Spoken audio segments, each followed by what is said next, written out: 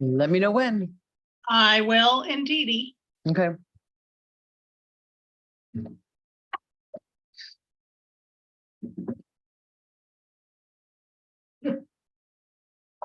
Okay, Madam Mayor, it is 6:02. I'm sorry, it's still 6:01. And we are live. Great. Thank you very much, Madam Clerk. Good evening, everyone, and welcome to the City of Lake Worth Beach Utility City Commission meeting of Tuesday, March 28th, 2023. Madam Clerk, can you call the roll? Yes, Mayor Betty Resch, I'm here. Vice Mayor Christopher McVoy, Here. Commissioner Sarah Maliga, Present. Commissioner Kimberly Stokes, Here. Commissioner Reynaldo Diaz. Here. Thank you very much. The Pledge of Allegiance will be led by Commissioner Malaga. To the pledge, I would like, since we're pledging to the flag, I think it's appropriate for the city to lower our flag, have staff and have national.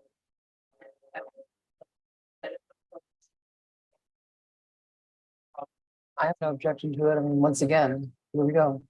So for a week, a few days, couple days, you know the protocol. Right. Okay, thank you very much. Sure. I pledge allegiance To the flag of the United States of America and to the republic for which it stands, one nation, under God. Justice for all. Thank you. Thank you very much. Yeah, it's terrible. Are there any additions, deletions? I'm having trouble with English today. Are any deletions, additions, or reordering tonight, ma'am? No, there are not, but I do want to announce that last evening, the agenda was revised and was sent out to everyone and republished with the addition of unfinished business A about the PCA rates. So that should be on the agenda every meeting until Okay. directed otherwise. And that is number, But that is unfinished business A, but there's no vote needed because it Right. already went out. I just wanted to alert everybody okay, about that. thank you very much. I appreciate it. And Madam Mayor, if I could, when we get to that later, I would like to comment on that was added the day before the meeting. So leave me a little spot for that when we get to that. Doesn't need to be now. Okay. So we have, do we have, we don't need a motion, there's no changes. So presentations, we have an electric utility update by Ed Liberty, our electric utility director. Yes, Madam Mayor. For the record, Ed Liberty, Electric Utility Director. I do want to hand out an update on the legislative initiatives that I got, as a matter of fact, about 4 o'clock yesterday afternoon from staff at FMEA. I'll hand this out. It gives you a little summary of where the current bills currently stand. This up. Sorry. Will? Yeah. Okay. And just for the record, Mr. Liberty has just spent a day or two up in Tallahassee working with the FMPA and the different organizations to, and I believe you're on the board of the FMPA, correct, Mr. Liberty? That's correct. Okay, and so getting updates on what the what Tallahassee is trying to do to our utilities, and it's never been good news this year. So thank you. So I've handed out some talking points or summary documents that were produced by Jody Finkley, who's the general counsel for FMEA and other members of FMEA staff. I think some of you have probably met Jody, who's also general counsel for the Florida Municipal Power Agency. And to explain the differentiation, FMEA, the Electric Association, is more of an advocacy organization that advocates on behalf of us and all the municipal electric utilities in the state. And they also work a lot on mutual aid issues to help get us mutual aid during storms, things like that. So they're a very important group. I happen to be on the board, but I'm also one of the officers of that group. And I believe virtually all of the municipal electrics in the state are members.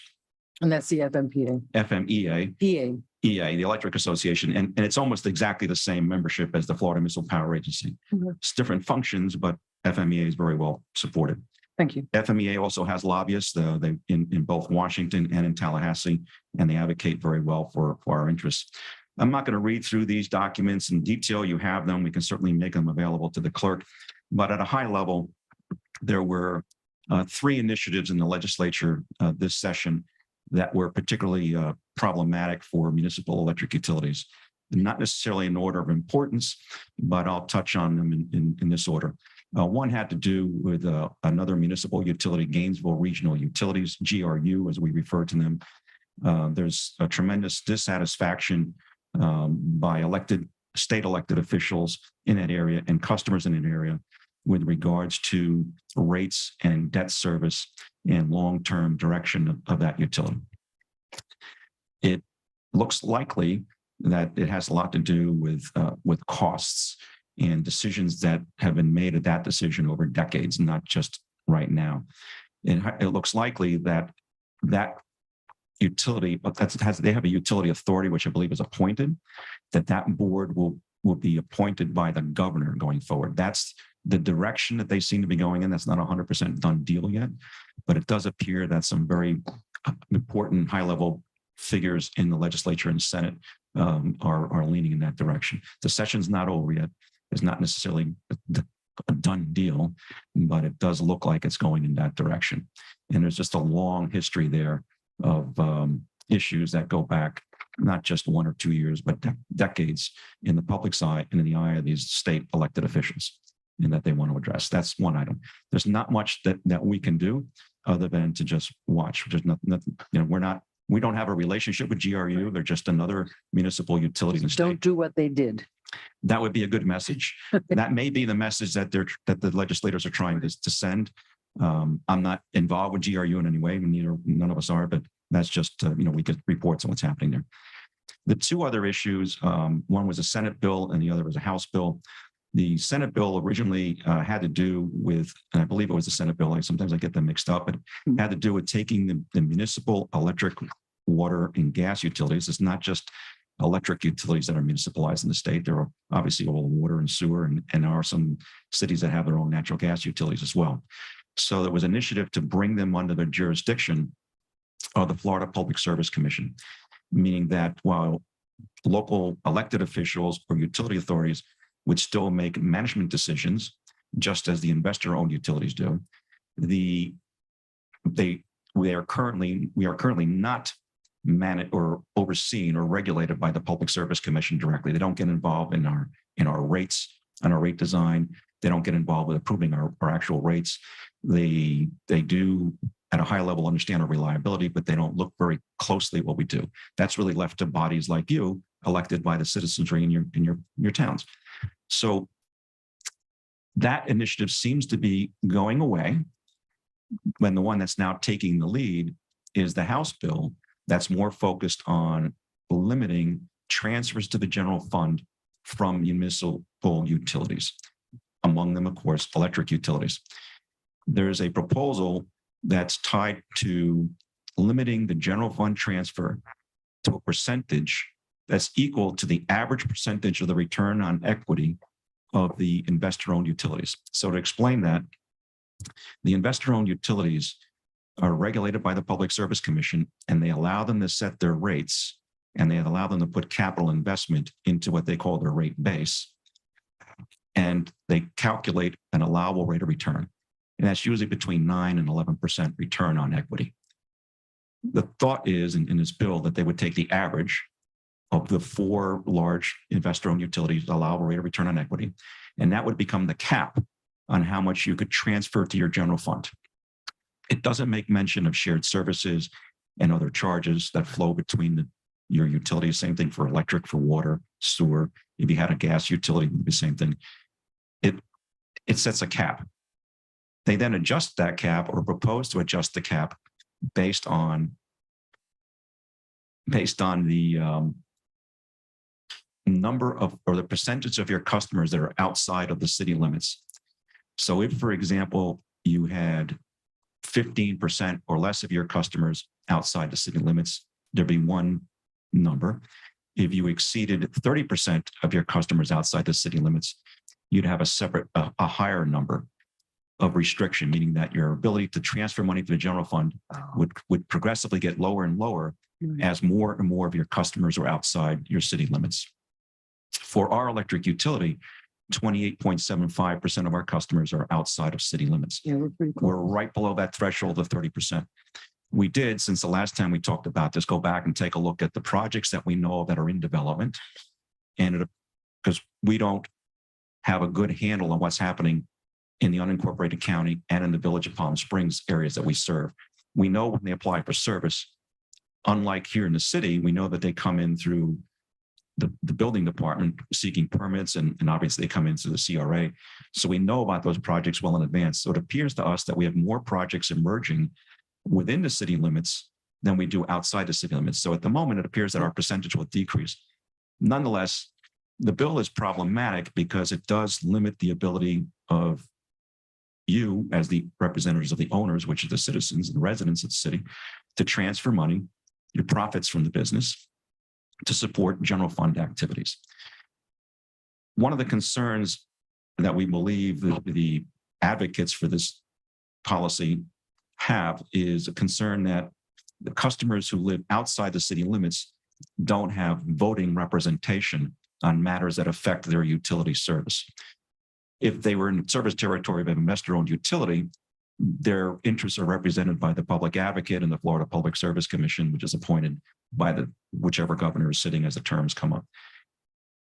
They're concerned locally that dollars transfer out of the utilities, that investment isn't made outside the city, and that's service suffers. In our particular case, at least since my arrival in 2017, we've focused heavily on rebuilding our system.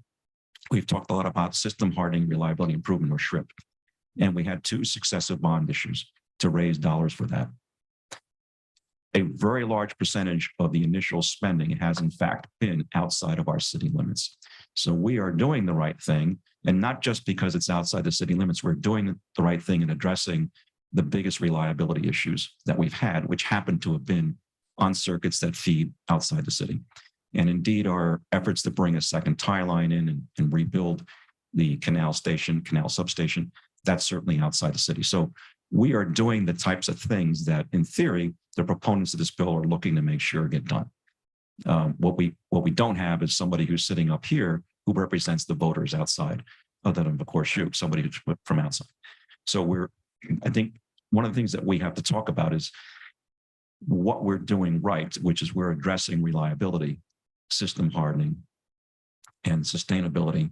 When we get involved with, for example, buying solar power, when we have net metering programs, we improve water systems, we improve electric systems, building substations, create jobs. We're doing that not just for the residents inside the city, we're doing it for the entire service territory.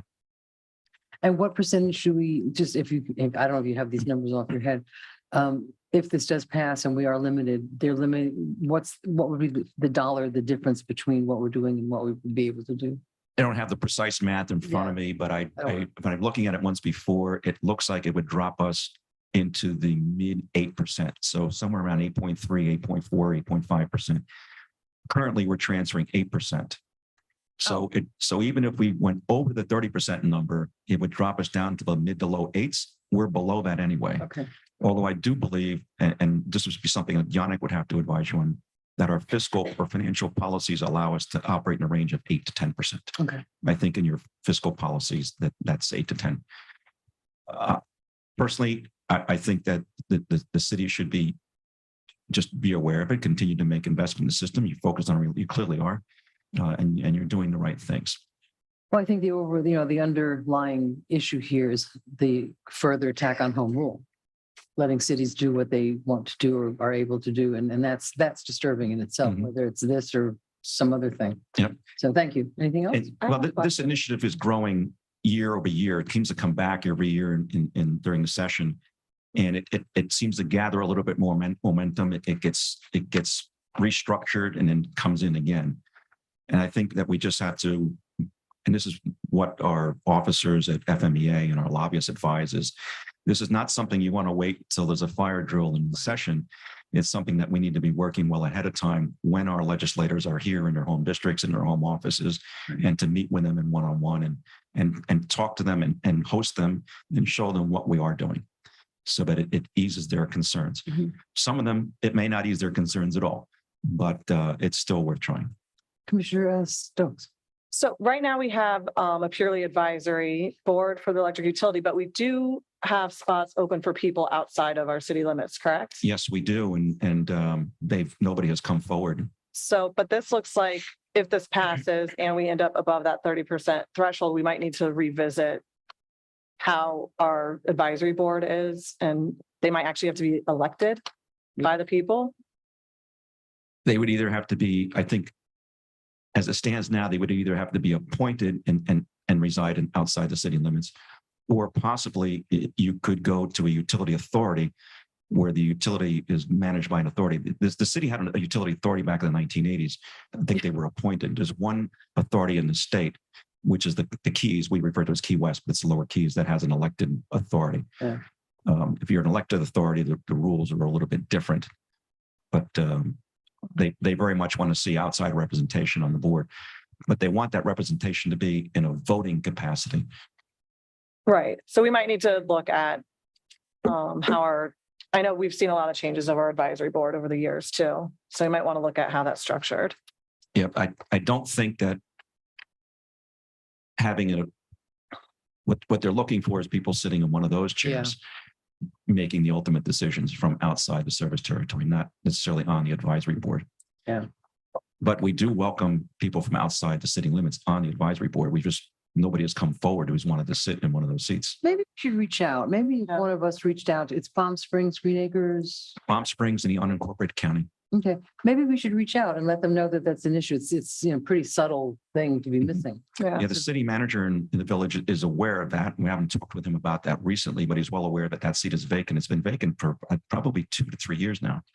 Palm Springs, Yes. well, we certainly know how to get. Yeah. in touch And with by the way, city Palm manager. Springs is Great. very, I haven't been there in a bit, but and every time I talk to them about talking, they said, we're very happy. We don't need to come and talk to us. Yeah. So we've gotten rounds of applause when we go and speak with them about what we're doing. So Glad to hear it. Yep. Commissioner Malega. Thank you for bringing this forward. As many people know, the legislative committee is an action committee from the Florida League of Cities, and the mayor and I both sit on it. And one of the things that they're keeping an eye on and they are fighting hard against is this bill, sovereign immunity, the flag bill. So going back again next week, you'll be certain to know that I'll be fighting hard because not just taking the control and the home rule away from us, but affecting our general fund affects our residents and our taxpayers and the services that they're going to get at the end of the day. And that really is the big message, right? It is home rule, but there's a bigger picture. Now, if we need somebody from unincorporated, there's a little tiny pocket that's considered unincorporated in District 1. Yeah. Right in the Rolo neighborhood. Right. That I would gladly go door to door and try to get someone to sit Get in. Yeah. on the Electric Utility Advisory Board and say, hey, you're technically unincorporated and you're surrounded by all the residents. So yeah, I'd be happy to take on that challenge. that would be great to have somebody there. And they are active. They meet as we ask them to on specific items. The next item they're working on, they're going to review the solar energy loan fund proposal, Oh, wow. which will be, Consider that. so that's on their agenda for their, we've called a meeting for them to look at that Excellent. and give us the okay from their point of view, any input on that proposal. Thank you. Madam Mayor, I'm sorry to interrupt, but the camera seems to be off in the chamber again. I wondered about that. We gotta, So if Alphonse, it is back on. So Just like Thank Dan. you. one more thing that I want to do in the introduction, I wanted to introduce some new members of the electric utility team. Pleased to announce that we now have a fully staffed project management office, which we've been recruiting for a while. And we do have a fully staffed budget office because we know that Clyde retired after many, many years with us, and we do miss Clyde.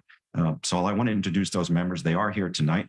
So I'll begin with our budget office. First is our new budget manager, Keisha McNish. Keisha? Keisha, you just stand up. Hello. Keisha?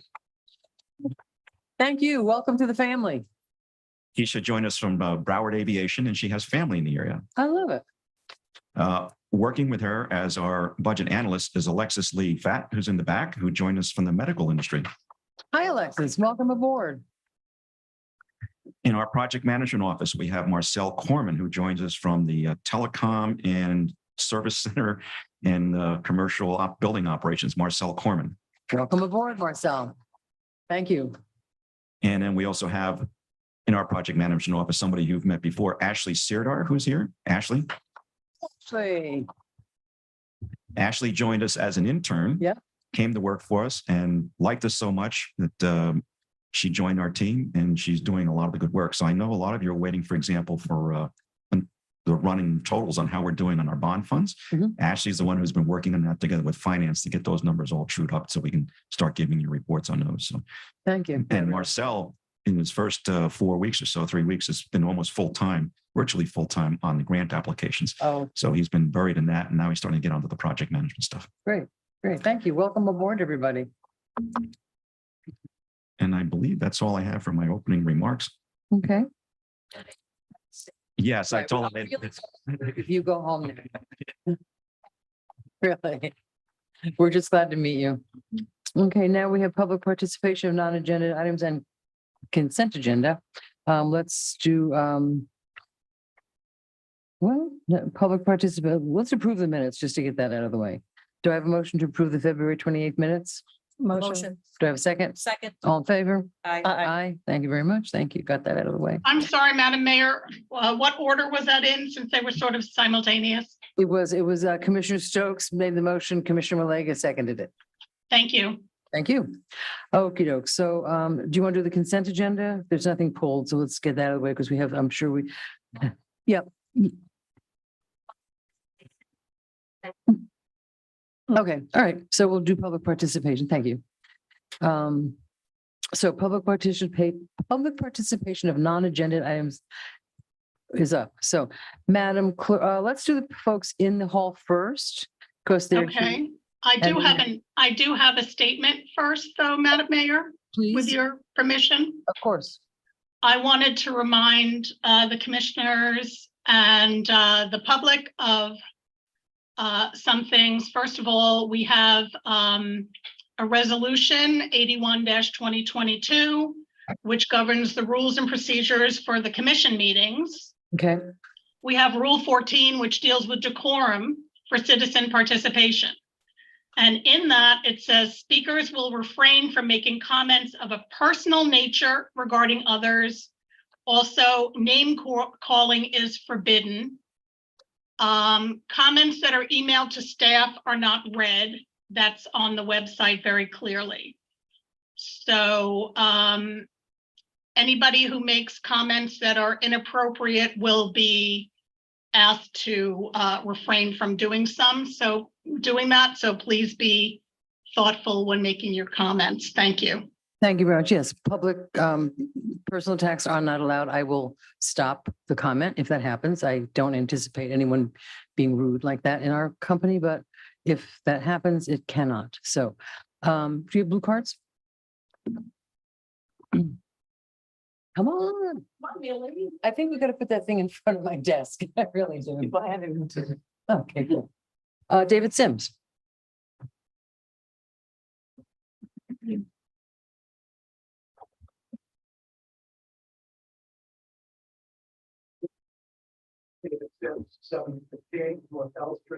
I'm sorry, I don't believe your mic is on, sir, and please state your name and address for the Okay. record. Thank you. Whoops. David Sims, Much better. 715 North L Street. I've heard the utilities director made some false statements to the commission at a previous meeting about applicants to the community solar program and gave some conflicting information about the requirements for a second tie line as a requirement for solar. And I just want to say that I'm concerned, and I would like the city manager, the commission, and the utilities director to just please address it. Thank you. Thank you. Next up is Nick. Oh, I don't know how to say it. Paula. I'm gonna try it. You're gonna have to help me. You'll get it one of these times. Nick Palyugi, 429 North D Street. Say your name again. Palyugi. Palyudi. Yeah, Palyugi. Did you? Palyudi. Oh, great. Thank you. I came to support the linemen, the IBEW linemen in Lake Worth. Heard some troubling things that they're not getting good treatment. And, they're up there pulling iguanas out of the power lines at 2 a.m. And I just think that's the last group of people that you would want to have a demoralized work environment. So I'm just here to support them as a resident. And I hope they can, get everything they need to have a safe work environment. Thanks. Thank you. Cliff Colmeyer. Here comes. Wherever you want to stay. Thank you.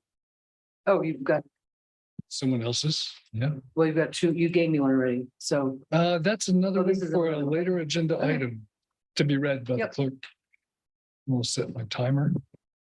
Cliff Colmeyer, 503 First Avenue South, Lake Worth. Um, I'm calling for a change in leadership in the city utilities department director because of poor morale.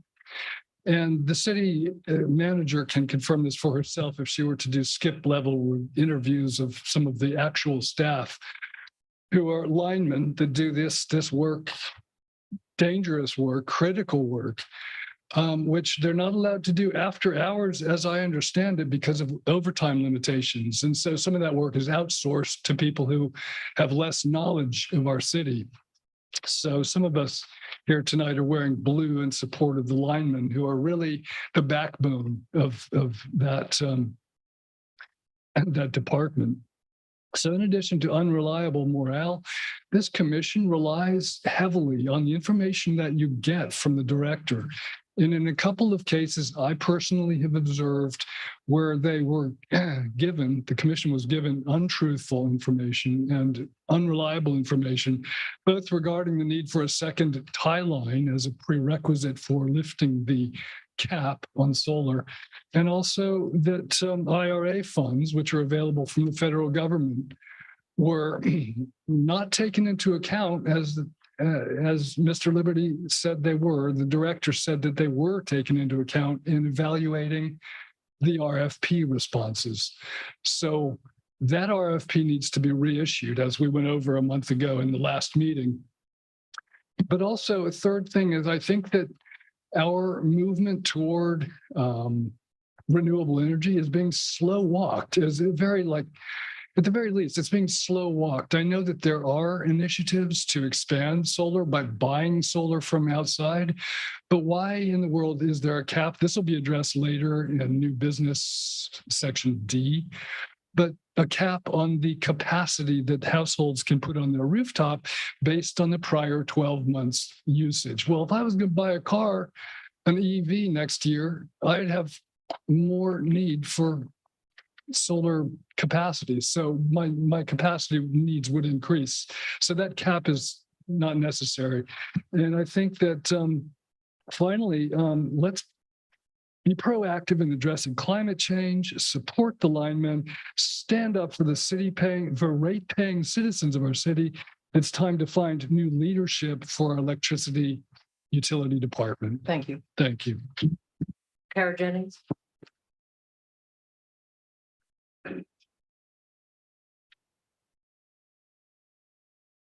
Thanks.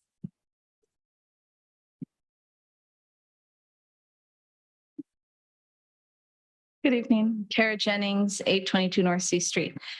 I wanted to touch on a few things. The 10 comment limit, please, and that policy. I don't think it's even a policy, a rule. It wasn't voted on by ordinance.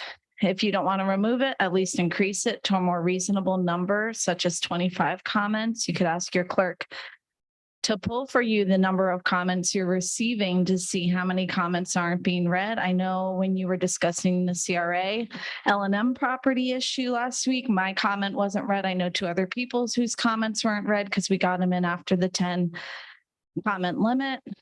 Like a lot of people in this town, I'm a working mom. I can't make it to the meetings and I'm, juggling kids. And so even if I listen online, I miss my opportunity to talk. So that 10 comment limit is really regressive and I hope you change it.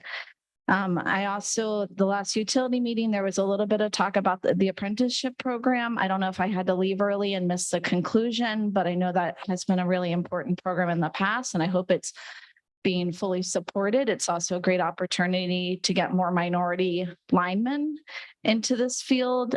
So I would hope that we would pursue it. And I have been hearing out in the community about concerns from the linemen about their treatment. And that's very serious. I know when I was on the commission, the linemen were actually the most high risk employees in the whole city. They are considered to have more dangerous employment than firefighters and police officers. So I would hope you would take it very seriously if they're feeling unsupported in their workplace, as literally your employees who have the highest risk of death or injury on the job. And then the last thing is about concerns about your utility director. I don't know him personally, but it's been incredibly frustrating as a resident to see how it feels like he's being dragged along on any form of innovation, especially things coming from the commission. And I've been shocked, honestly, at how a department head has spoken to elected officials in public on the board, and that the city manager hasn't corrected him or stopped that kind of dialogue. So I think the utility director, it's really time to replace him. I don't think he's of the best service to our city, and that maybe he would be a better fit at another utility department. Thank you for your time. Thank you. Joe Carlin?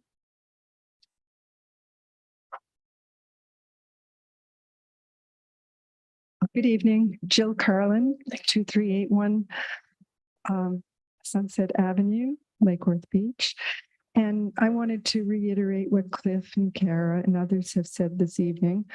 I think that Lake Worth is far behind not only other communities in America, but actually third world and developing countries in going forward with advancing technologies that we could be implementing today and are not. They not only have not been discussed, we have put in no incentive in any way in our community to give our community the idea that climate change is a problem and that we should be going carbon neutral by 2035 and at latest 2050. I hold Mr. Liberty responsible for this. I hold the antiquated way in which the utility is run. I hold Mr. Liberty, without knowing you, responsible for this, and I too believe it's time for a change. Thank you very much. Peggy Fisher?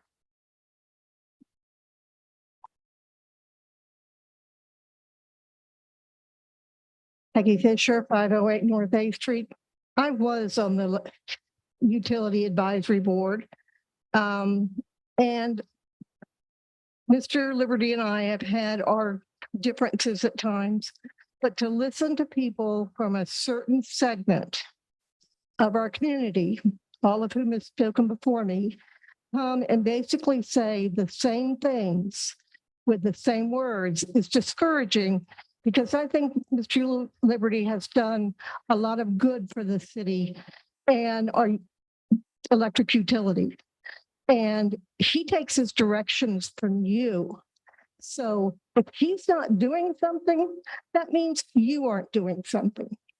And so we know where a lot of the negativity has come between people on the dais. It's been displayed in public by an elected official.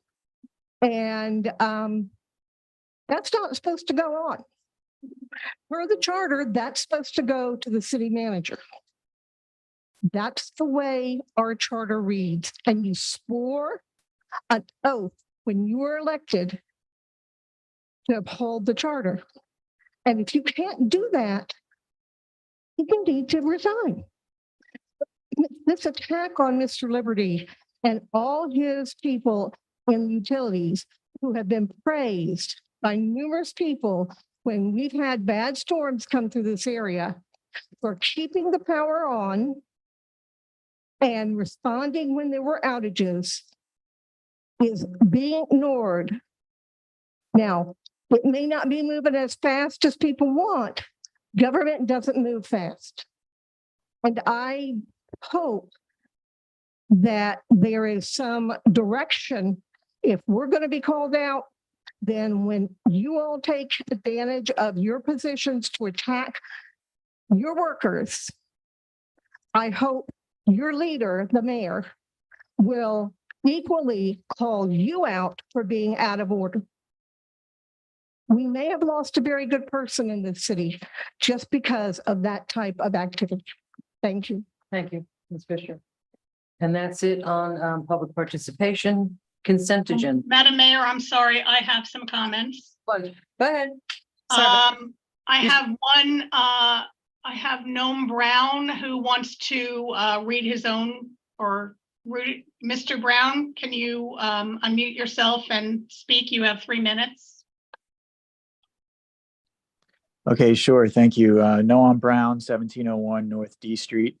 I do want to bring up as well my concern that I've been hearing from linemen and from people in the community about the electric utilities director knowingly providing false information to the commission about taking into account the Inflation Reduction Act in determining the RFP for rooftop solar.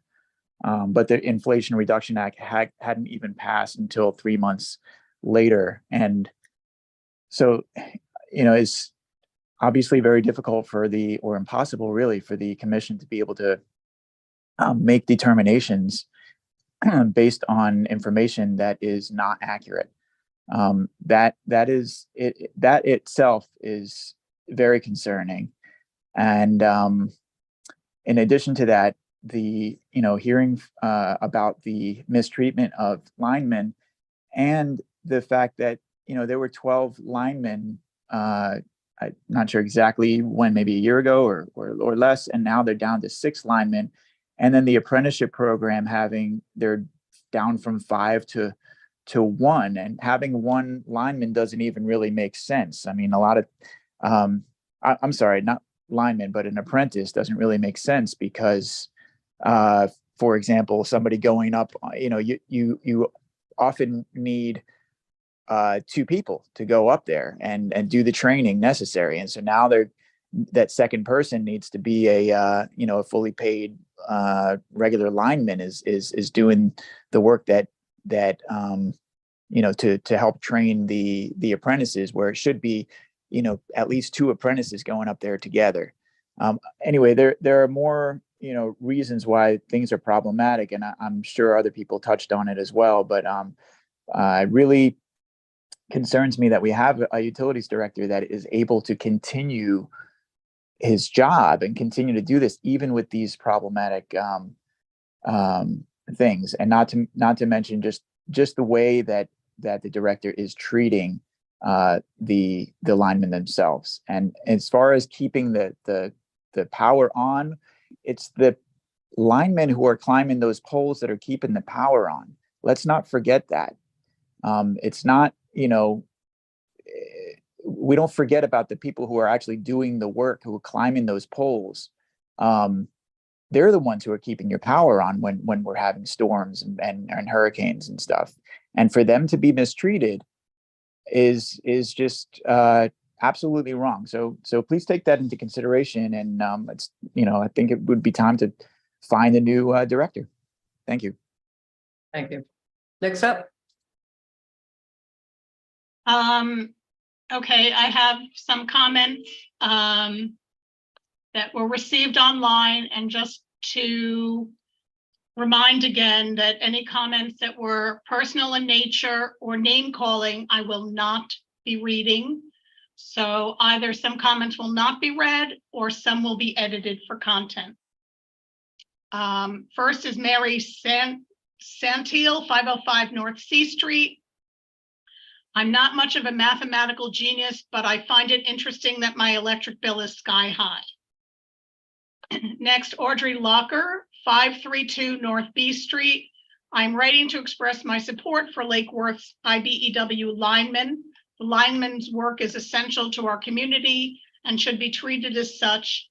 These hardworking people deserve to be treated with respect, which should include having a safe and supportive work environment. This should be addressed immediately. Matthew Brennan, 602 18th Avenue North. As a resident of Lake Worth Beach, I would like to take a moment to express my support for the IBEW linemen who work tirelessly to keep our city's power running smoothly. These hardworking individuals are essential to maintaining the infrastructure that powers our homes and businesses. Catherine Kohlmeyer, 503 First Avenue South. I am concerned that the utilities director at Liberty is not serving the municipality well. At present, there are several lineman job vacancies and only 1 apprentice. Residents rely on the linemen for their special knowledge of the Lake Worth utility and for their dedication to serving their community. I would like to see these concerns addressed. Thomas Conboy, 30 South M Street. Our city owns our electric utility, which gives us many flexibilities and opportunities most cities in Florida do not have. We need to utilize these opportunities and plan for greater than 36% rooftop solar. We need to prepare for the future of electric cars and plan for the charging infrastructure. We need to make it easier for our residents to get permits completed during their solar rooftop installations. We've been spending significant amounts of bond dollars beefing up our grid, and very few dollars are going toward the infrastructure we will be needing in the future. Please support Commissioner McVoy's vision of a sustainable Lake Worth Beach. Sienna Myers, 429 North D Street. The IBEW linemen in Lake Worth do heroic work. It is time for them to have leadership that makes transparent decisions and grants them the resources they need to do their job. Donna Kerner, 1012 North J Street. I am writing to express my strong support for the IBEW linemen in Lake Worth Beach. These hardworking men and women have been providing essential services to our community for years, and I believe they deserve fair treatment. Anthony Gallegos, 429 North D Street. I am writing in support of the IBEW linemen and share their and many residents' concerns, though I do not feel it is fair for me to speak for the linemen and of their experience as workers. And the last comment is from Daniel Hitchcock, 1215 North Ocean Breeze. I'm writing today to express my support for the hardworking linemen of IBEW who serve our community. These are dedicated professionals who work tirelessly to ensure that our homes and businesses have access to reliable electricity, even in the toughest of conditions. I believe that it is important for these linemen to be treated fairly and with respect. They put their lives on the line every day to keep our lights on, and they deserve nothing less than our full support and appreciation. Madam Mayor, that is the last comment. Okay, we have one more walk-in, Suki DeYoung.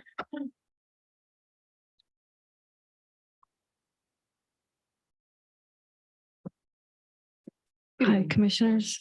Suki DeYoung, 2381 Sunset Avenue, Apartment 110. Yeah, I'm so tired of seeing solar enacted all over the country, but not in our fair city of Lake Worth Beach. And coming to these meetings and listening to our director of the utility company saying that it's not possible because of whatever reasons, it's too expensive. It's just not going to happen until 2035. So I did write a letter to the city manager a couple of weeks ago. I think I'm going to read a part of that.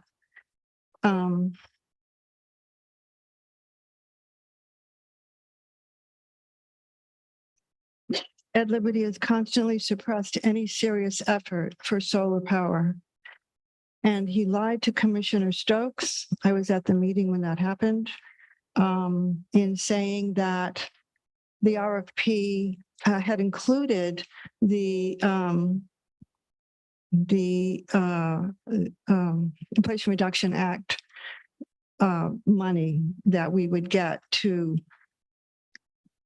give our city, a lot of support for sustainable energy. And trust is eroded when an official lies, and the relationship between the government and the citizens is undermined. Transparency is undermined when an official lies, making it difficult for cities to make informed decisions. Ethics standards and principles that public officials must uphold are violated when an official lies.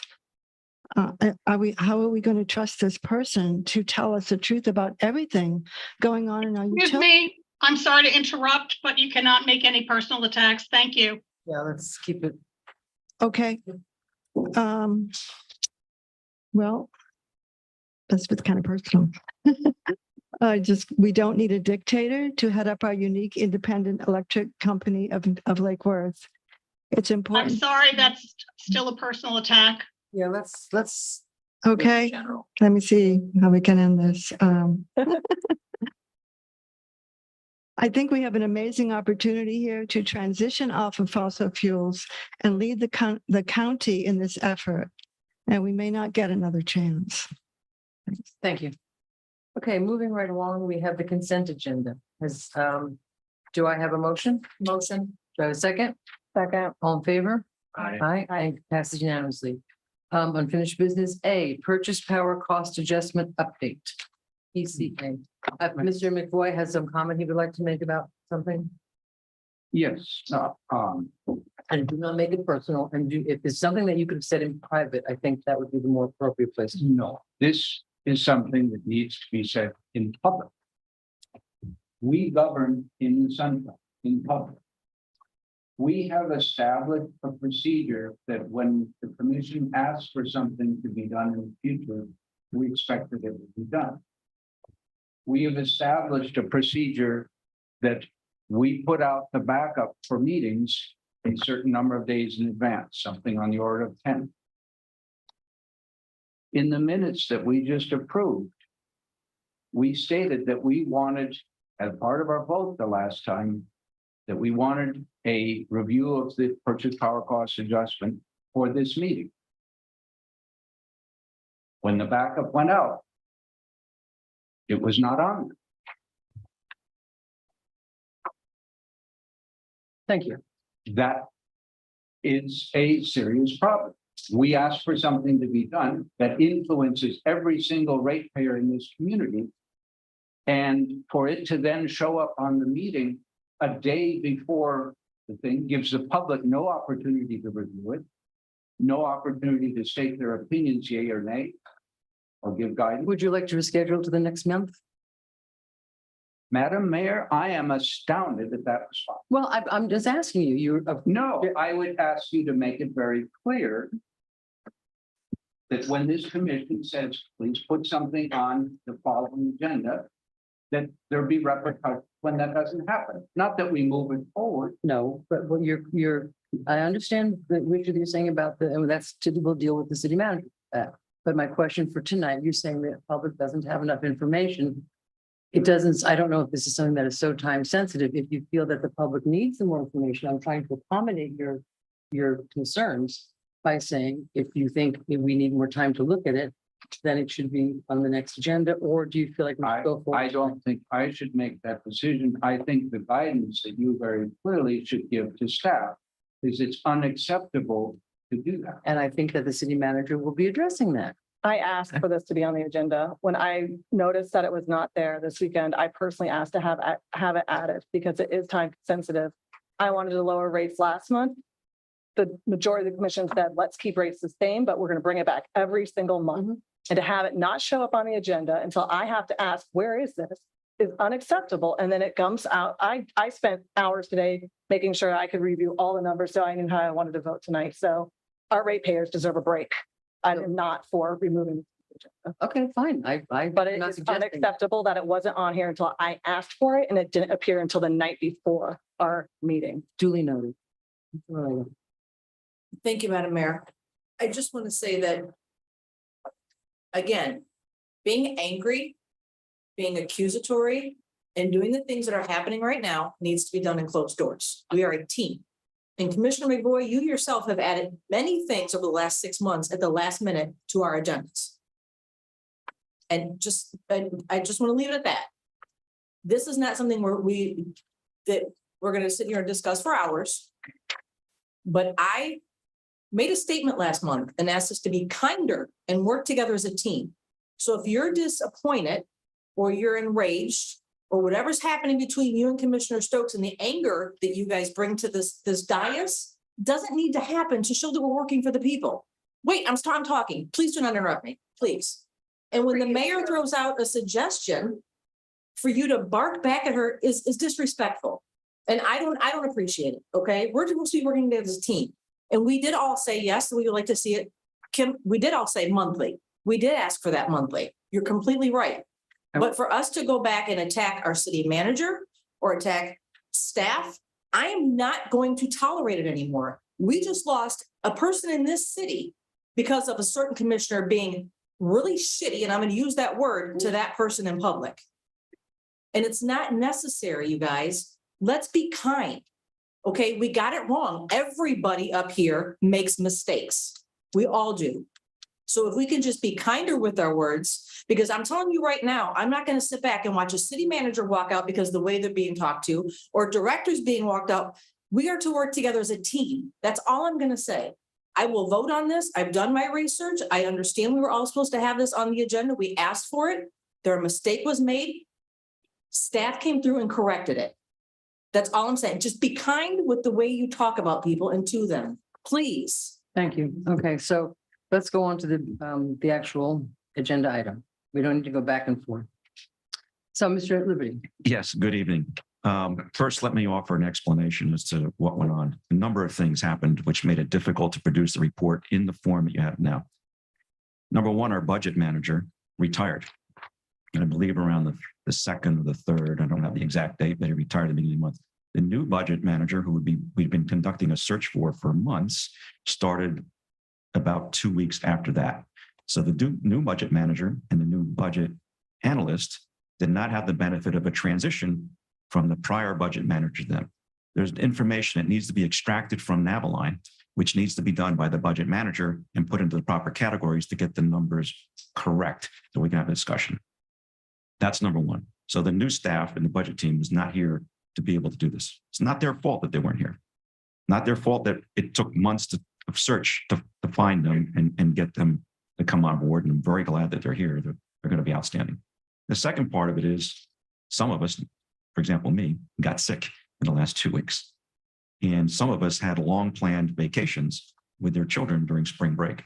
It was our intention to bring it back as a discussion item, not as a formal item to vote on, but to give you an update on how we were doing on gas costs and how we were doing on the drawdown with the working down of the imbalance that we had, the true amount. We intended to do that. We did work over the weekend to produce the numbers, finally got them all together yesterday. And while I flew to Tallahassee on 6 o'clock flight Monday morning. These things were wrapped up yesterday evening and they went to the clerk in the evening. So that's the story behind it. It's not an attempt to hide anything, and it may be perceived that way, but that's not what it was. So let's get to the PCA item. Okay. And I'm going to use Brian as our Assistant Director of Power Generation, who is involved with this to support me. So Brian, you can join up here. Welcome, Brian. So in looking at these numbers, we do know that the imbalance, meaning that the extra money that we paid for PCA items as gas prices spiked during 2021 or 2022 rather, the gas prices have come down. Our strategy is to not increase rates. Our staff's recommendation for December was do not increase the rates. You all agreed that we would not increase rates, that we would continue to let natural gas prices fall and allow that to correct the imbalance. We've been monitoring this every single month, whether we bring it to you in that month or not. We've been monitoring it very, very closely. So the imbalance is dropping down. So we've run some scenarios, which I believe you have in front of them. And if I interpret them correctly, if we wanted to decrease rates right now, we could decrease the rates by as much as $7.29 for the 1,000 kilowatt hour customer per month. That's one option that you could pursue. You could also alternatively decrease rates by a smaller amount and basically come down a glide path. We do believe that probably by the end of June into 1st of July, that the current imbalance of the true-up amount will be decreased to the point where we could have a great decrease of a little over $30 per month. That's the way natural gas prices are going. So we are prepared to walk you through that and discuss with you how you would like to do that. And I have live on my computer, and I don't know if we can get it up on the screen, but we can do some what if analysis and say, where will we come in? Because what we wanted to do, we talked about doing, was possibly building a stabilization fund. So right now we have no stabilization fund. In theory, we're negative because we've borrowed money from our own operating fund to pay for the higher energy bill. The goal, I'm assuming that you would like to see a stabilization fund. So if you hold off on giving a rate decrease now, it makes it possible to start building that stabilization fund. By the time we get to around June 30th, sometime in June, what we're trying to do is project where natural gas prices are going. We use the futures market as a proxy for understanding where prices are going because we don't buy natural gas into the future. We don't lock in a price. We pay under the PCA for power produced with whatever the gas price is in the market that day. And the good news is the PCA is becoming a smaller and smaller part of our buy, which is good. We're in much better shape than many of the cities. Many of those cities, their PCAs, their power prices are about $110 to $120. We're substantially lower. So substantially lower. And that's why you see us in the rankings of the state staying fairly low. We do want to build that PCA. And it was our suggestion when we brought it last month to consider if you wanted to give him some immediate relief that you could do that. And we said, let's keep checking every month. So this is part of that monthly check-in. I can run some quick numbers. And Brian, we know that one of the things that drives the PCA cost is what we believe our power sales will be during the period of time that we're looking at. I can't tell you to the megawatt hour exactly how much power our customers will use in the next 3 months, but we use prior trends. If we set a PCA rate and we sell more power at that rate, we collect more PCA dollars than we've incurred the expense for. So that helps us work down the volume. We've been watching the megawatt hours pretty closely, and we can see that on a year-to-date basis, we are selling, or at least receiving, it's showing up 30 to 60 days later in customers when they actually pay the bills, because the PCA accounting is actually done on a cash basis when the bills get paid. We can tell by how much power came in the system what the likely revenues are going to be. We know that our power use is up about 5% over the same period in the prior year. So if you look at the same first 4, 5, 6 months of the year, last year, fiscal year, we can see that this year we're about 5% higher. So we're collecting more dollars, which is allowing us to work down an imbalance faster. And we do predict that at this pace, sometime around June, July, we could be in a situation to have a start on the funding of the stabilization fund and be able to have a rate reduction in that $30 range, assuming natural gas prices stay where they're currently trading. We're fortunate the gas prices have come down. I don't believe they're going to stay there forever, obviously. I believe they'll go back up because the precursors to what happened last year are still in place in the markets, but we're going in the right direction. Help me out. I have a question. The stabilization fund that you talk about, that is different from like the reserves. That's a fund that if it goes up, we have a little money in the bank, we don't have to raise the rates. Correct. Okay. And we've had in our resolutions for rates, a concept of a stabilization fund that I'm aware of at least a decade, long before I arrived. It was just never used. Do we have anything in it now? There's nothing in it now. And there is no, and Yannick is not here to speak to this, but we know that there is actually no separate fund. It's a line item on a spreadsheet that we track.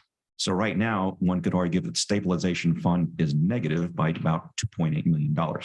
And we're working that imbalance down each month because gas prices are low and the PCA was set when gas prices are high. We're working down an imbalance to get it closer to zero. So we're trying to project ahead to when that's going to get to zero, and then we can lower the PCA. The irony of this is just a little bit of history. When we set the PCA, let me go back a little further. The city had not adjusted the PCA in many, many years. We had not done a rate case or a cost of service study in many years. We did one in the 2020, 2021 timeframe. And at the start of 2022, we rolled out entirely new rates. We redefined PCA. We redefined the base rate. You folks voted on it, I believe, at the late November meeting 2021, and those rates went into effect on January 1 of 2022. The gas prices that we used to set that January 1 of 2022 rate were higher than they are today. Say that once more. The gas prices that we used to set the January of 2022 rate were higher than gas prices are today. I mean, not gasoline, I mean natural gas. I don't want anybody to accuse me of lying. Natural gas. So what we then saw in 2022, we adjusted rates in June and September because natural gas prices were going up much higher than the natural gas price that we had set in the PCA. So we were incurring a much greater expense than what we were being reimbursed for by our customers. The next potential adjustment, which would have been, I believe, $7 and change, increase yet again would have been in December 1. And you all agreed with staff to hold off on that because we saw gas prices had crested and were coming back down.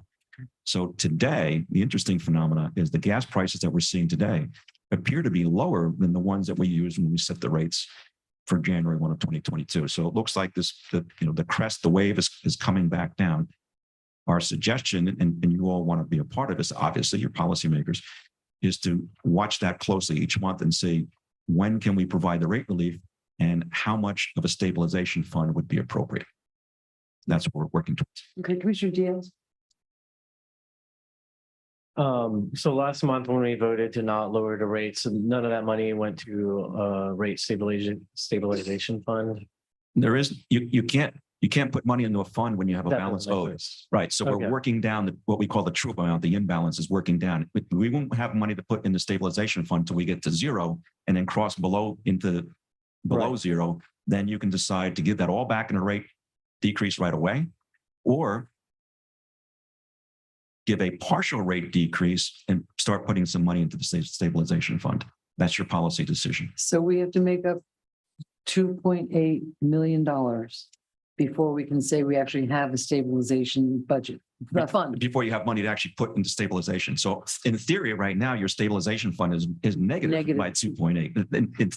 Because the rate increases never happened because. No, the rating, we raised rates in June and we raised rates in September. I mean, in years But past. in years past, there was a mandate by the folks who sat in these seats to be at rate parity with FPL within 5 years.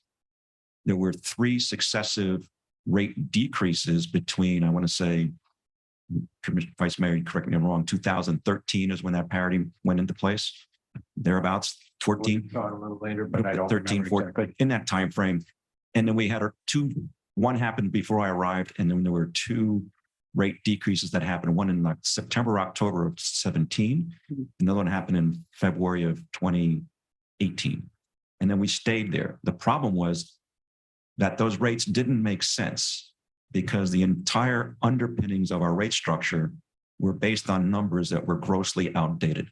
And we needed to do a new cost of service study, which we did in 2020 and 2021, and brought that forward to the commission to reset rates. In that period of time, things like debt service on bond issues had increased. Labor costs had increased over the years. General fund transfers in 1 year alone, general fund and shared services increased by $1.8 million just in 1 year. So the rate decreases looked pretty, They did. but they hurt us in the long run. They did. And it wasn't just because of the rate decrease. It's a little bit of history. A lot of it had to do with the fact that costs were not reduced to match those rates. So one of the Some of first that cost things, reduction now. yes. So one of the first things, and I know Peggy Fisher, who spoke earlier tonight, who was on the UAB, and we worked on this pretty hard. We went out for bid and brought a new power contract in, and the UAB was heavily involved with that. And that contract lowered our operating costs by $9 million a year. And that went into effect on January 1 of 2019. That allowed us to, I'd say, kick the can, but push off any talk of rate increases a little bit further because we got that $9 million drop. Our cost of wholesale power went from around $72 a megawatt hour to about $52, $53 a megawatt hour on about 470,000 megawatt hours. So you can just do the math and say, now that's Okay. $20 a megawatt hour. That's a lot of money. Commissioner Malega, will you finish? Yes. Okay, Commissioner Malega? So I just want to circle back. In our backup, it says that the rates, whatever we decide tonight, would take effect April 1st, which is like 4 days away.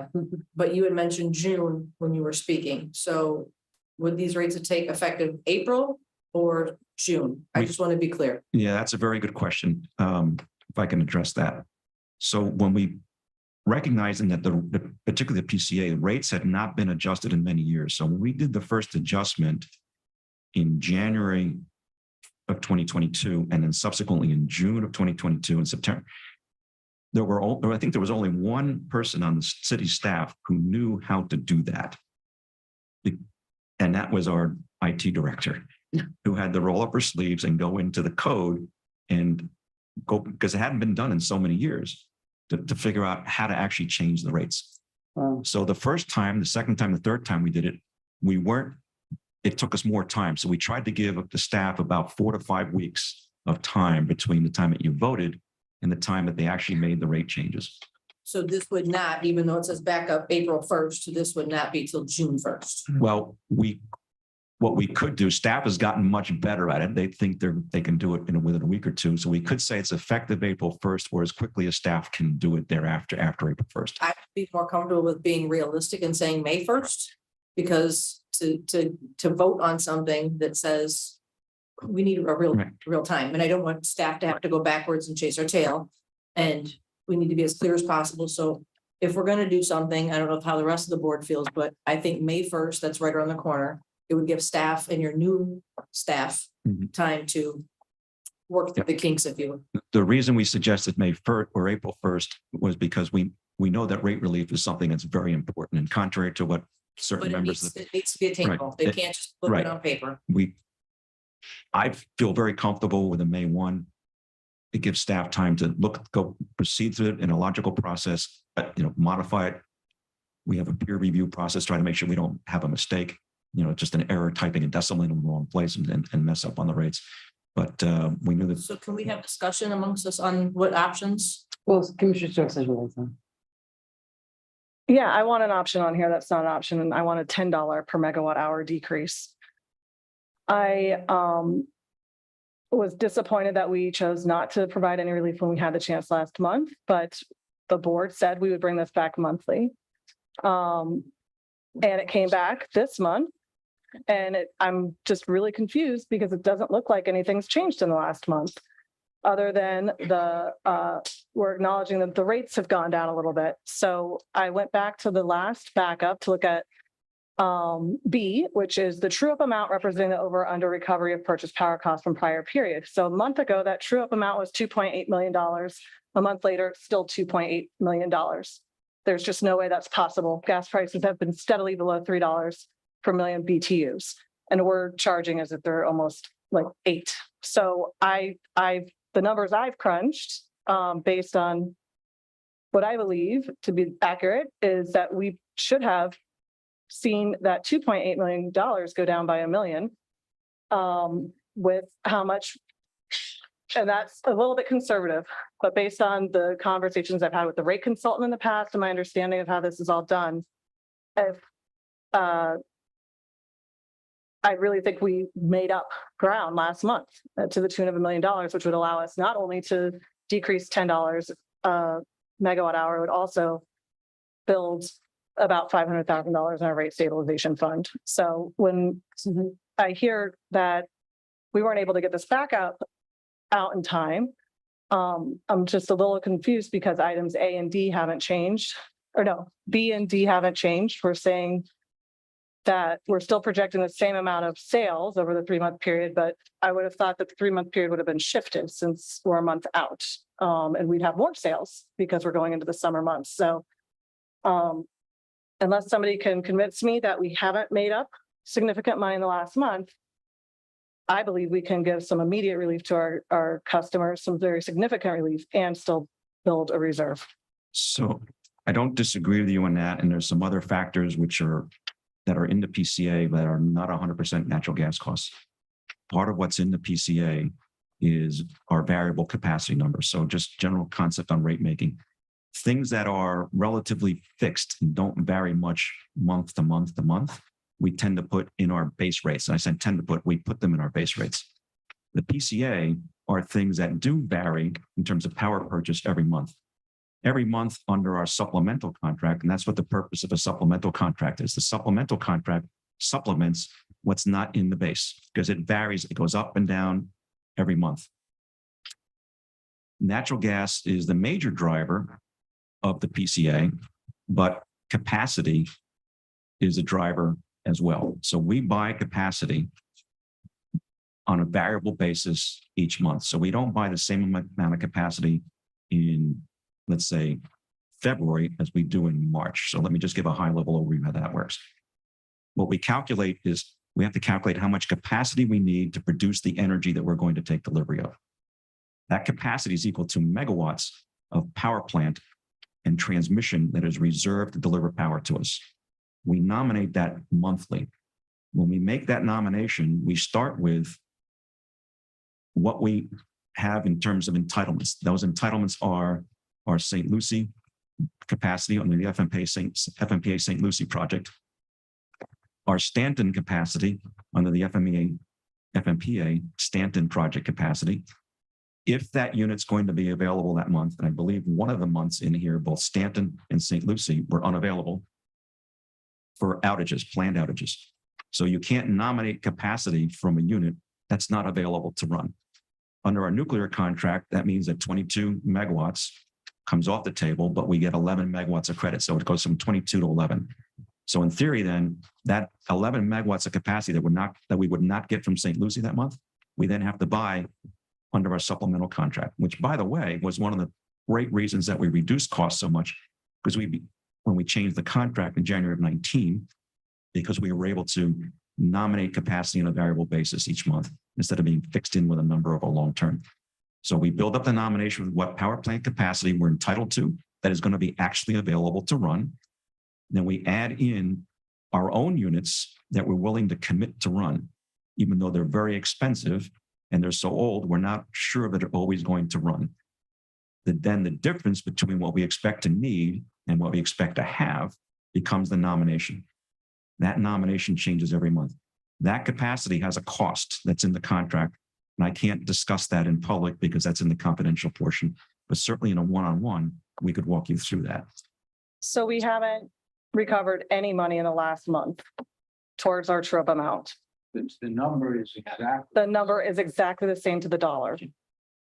B is 2,844,000. Right, because you're asking for this, this is a 3-month out. I'm sorry, can everyone please speak into a microphone? Thank you. So it's a quarterly analysis of what happened versus what was paid prior and what we project we're going to pay coming up. And then the delta, and then you'll figure out what your power cost adjustment is. Well, what we did prior hasn't changed. That's why we haven't seen that change, because we said we're going to come back and look at it the next month. So the only thing that's going to move is this A, which is the projections of what we think we're going to spend on power. Now, when we originally did this, we projected January 3 months. But since we're asking to come back every month, this number here that you have in front of you includes actuals for January and February and a projection for March. And a projection going forward for April, May, June, right? Right, correct. Now, to your point, Commissioner Stokes, you were looking, hey, I want to see a $10. You know, if our total power costs come in at around 2.2 million, as opposed to the 2.4, which includes January and February actuals and a projection for March. So if 200,000 is shaved up those actuals from March, your return is $9.71. But that's a projection. I can't tell you if that's gonna. Now, I will say that the January and February actual for our power costs came in less than we originally projected, which is why you're seeing the increase here. But I'm not sure. And also the on line D, or line 11, if you will, the projected retail sales, that's taken off an analysis of what we've done over the last couple of years, specifically last year. And Ed mentioned that we're seeing an increase of about 5%. And sure, could I take that number and increase it by the 5% that we think we're seeing? And would that impact that number? I mean, we can do that. But I would rather be, especially after tonight, a little more conservative than aggressive. Because if I tell you, you're going to get a $10 PCA charge and it comes in at $7 because I was way too aggressive, that's not going to, I would rather say, hey, I think we're going to come into this $4 or $5 range based on realistic projection, realistic costs, actual costs for these 2 months, January and February. And then if it comes in at 7 instead of what we thought was 5, okay. I am happy to be conservative on predicting future prices, but I feel like as a month goes by, the major driver of this high PCA cost is our true-up amounts. We're predicting, I don't know, $2.5 million for the purchase that we're going to be buying in the future, and we're still saying that we're paying off $2.8 million in debt. That is what's driving up our costs so high. And as that comes down, we have opportunities to lower rates, and we're not acknowledging we have to have at least one new piece of data since last month, one extra month of us chipping away at this deficit that we're not acknowledging. But- So I don't know why we waited a month to come back just to look at the same old stuff. Really? And But I, in all fairness, Commissioner, I think last month, if we look at line 20, the 720, we're now saying we think it's 729. I think last month it was lower than 729. I don't think we'd be making necessarily a mistake if we were to call for a $10 decrease. There's so many moving variables here in terms of what units are available and therefore what's our capacity nomination, how much power our customers are actually going to use, which is heavily driven by weather. And we know that we've had a very warm February and certainly had a very warm start to March. So when we look at the power that's coming across the tie line at the meter, the main meter, we can see that that's growing, and it follows then that between 30 to 60 days from now, we'll see those additional revenues come in from our customers. We want to reduce the rates. We're if anything, we're being a little bit more aggressive as staff to say, we're getting this information without all of the numbers being in yet for the month. We think we can do this because we know that customers need rate relief. So we're not opposed to coming down on PCA. Even if you want to come down $10, we're not telling you not to do that. so we underperform, even though natural gas has been steady below $3 and I think it peaked near $3. It's been steadily below that for the last 2 months. We're saying that we did not make up our true amount as much as we projected that we were going to. Maybe not, because some key units that we were counting on for capacity were unavailable. Therefore, we had to buy more capacity. If I might. It's not a better depiction during the next quarter, when we get to. Right, when you get to July, right, then that line B, that item B would wind up being December, January, and February. So those numbers would be counted in. The projections would be April, May, and June. And then that's when you'll see that 2.8 number. It's hit. Yeah, to me, it doesn't make a lick of sense to be looking at rates monthly, which I was against, if we're going to be calculating everything quarterly. That doesn't make sense. We're looking at them every month, but we're not updating our information every month. We could certainly change that method. So this is all new territory to us, right? Prior to you folks, prior to January of 22, we weren't doing PCA calculations at all. So we can certainly refine the process. We're trying to be very precise with a very difficult, with so many moving variables, which, and I know the original resolutions in the city called for this to be done annually, and the investor-owned utilities do it annually. There was a suggestion of this body that we do it at least quarterly. And I thought that we would at least come back to you, and we talked about it on monthly, kind of to give you a sense of how it's going. But we're trying to get an awful lot of detail. And keep in mind that we talked tonight, and the deadline for the next meeting to have all the information submitted is actually 2 weeks from today, I believe. So what's going to happen in the next 2 weeks that then, because you want us to make the deadline to get it published so you can all read it. Now, I'm not saying it's okay to get it to you the night before. I'm not arguing that at all. But things are, not much is going to happen within a month. But we are very hungry to get our customers rate relief. So we're trying to find a way to send a signal. It's coming right on the corner. We know that the investor-owned utilities are going up on April 1, and then they're coming down slightly on May 1. But between April and June, the rate will be higher by, I believe, 10 or 15%. But they do it annually, and they've got a huge number they're trying to throw up. Their numbers are in the billions. Obviously, they're much bigger than we are, but they ran into the same problem. And even their forecast for 2023 had to be revised because 2023 came down dramatically. So we're looking for direction. We don't mind a discussion. Just want you to know we're not trying to hide anything. It just takes time. And let's just look at one thing, for example, the actual PCA revenues for the month. That information starts with actually counting up all the payments that we get that are received by customer service, are then verified, and then have to be uploaded in Naviline. And then they have to become accessible to our budget management team, which just came on board 2 weeks ago and is just learning how to get that information and then extract from it what we need to give it to Brian to put it in his report.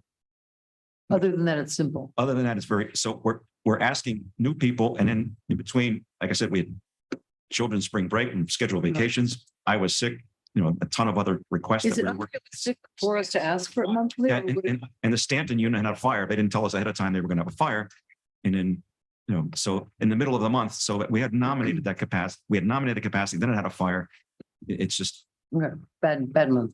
Would it make more sense, this is a rhetorical question, for us to ask, is it unrealistic to ask for a monthly report? Would it be more realistic for us to ask for a quarterly report? So you actually have figures that some to you make more sense. it would be, except that We wanted to I have. know, I know, member of the public that won't believe Right. this, but we want to get rate relief to the customers as quickly as we can. Right. But it's putting us in this awkward position of doing this monthly calculation for you it's lumpy. It doesn't have all of the perfect data. Okay. It would be easier to do it quarterly, but That's not I don't what we want to asked be in a for. situation where somebody says you could have reduced my rates 2 months ago and you waited. Okay. So we're trying to be forthcoming and bring you this information.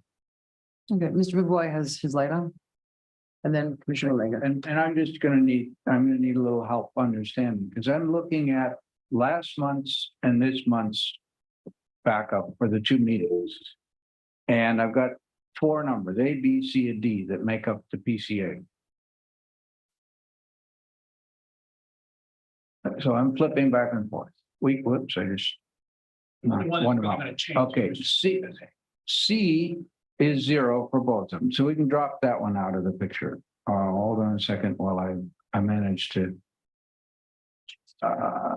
Here we go. While you're managing the cameras out again, thank you. Oh, yeah. I didn't touch Okay. So C's out of the picture. Oops. No. Change size.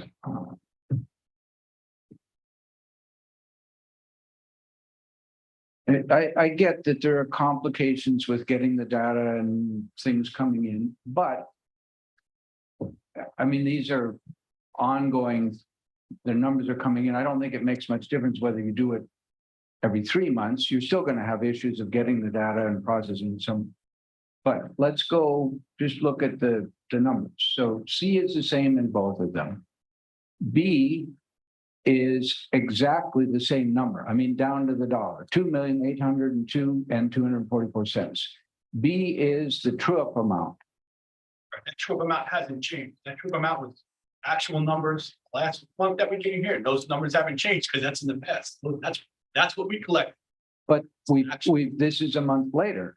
So what we've collected differently than what we did the month before. And in the meantime, the price of gas has dropped down. So presumably that number has to change. It can't be exactly the same. That makes no physical sense. And then looking at D, the projected total retail sales in megawatt hours. How can the projected sales for a month later, as you're going into the hot season, be exactly the same? That makes no physical sense. Projected the AD. D, it's 94,489. Correct. 94,489, same number in both of them. That makes no sense. We're progressing through the year. It's getting into the warmer season. So clearly the usage is going to go up. So the number can't be the same. But it's still January through March. If you said March through April, it would change. Then why are we getting different information? And the other one that doesn't make any sense to me is A, the projected purchase power cost. Again, we're going into the warmer part of the year. The number for this month's backup is lower than the number Right. from last one.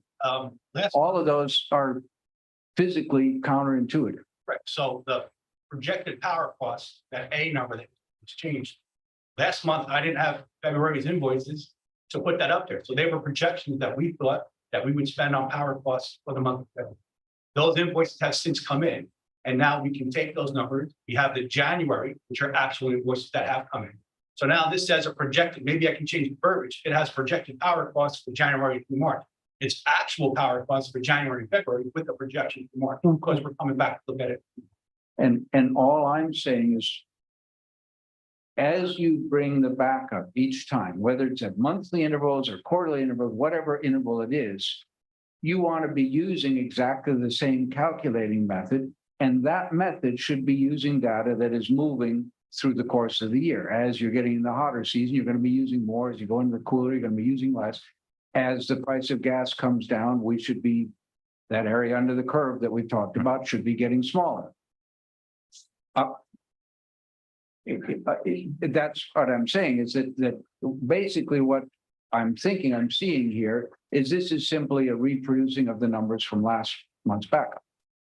Because they didn't have the data to do the new one. Which doesn't make sense. Use the same procedure. Last time, yes, I'm sure the last time was a mix of actual numbers and projected. This should be a similar mix of actual and projected, just slid forward a month. It's like running a moving average. But You run a moving average. I agree with you in principle, and we have to go back and take a look at that. So as each month goes by, a projection goes away, gets Bingo. replaced by an actual. Exactly. And then we project the next month again. So it's a rolling. Yeah. We can go back. Again, this is new methodology to all of us, and we keep refining it to get it right.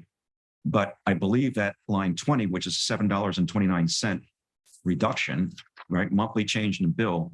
I think that's a bigger number It was than $5.99. So At the top, change, Commissioner McBoy, number 3, used to be 2,586,556. I'm looking at the A's and B's, so I don't know where these line numbers On are. option 1, option A, one, which is line 3.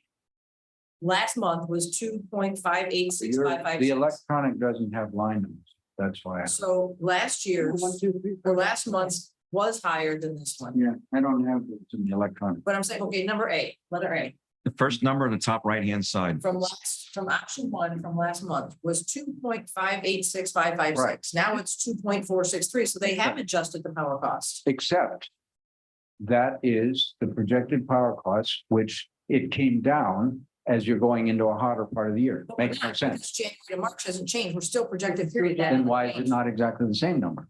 Either Because we either got invoices in. It was projection for February going, okay, February, we think there's $2 million in bills. Oh, look, 1.7 million came in because we're in March. We know what our bills are now.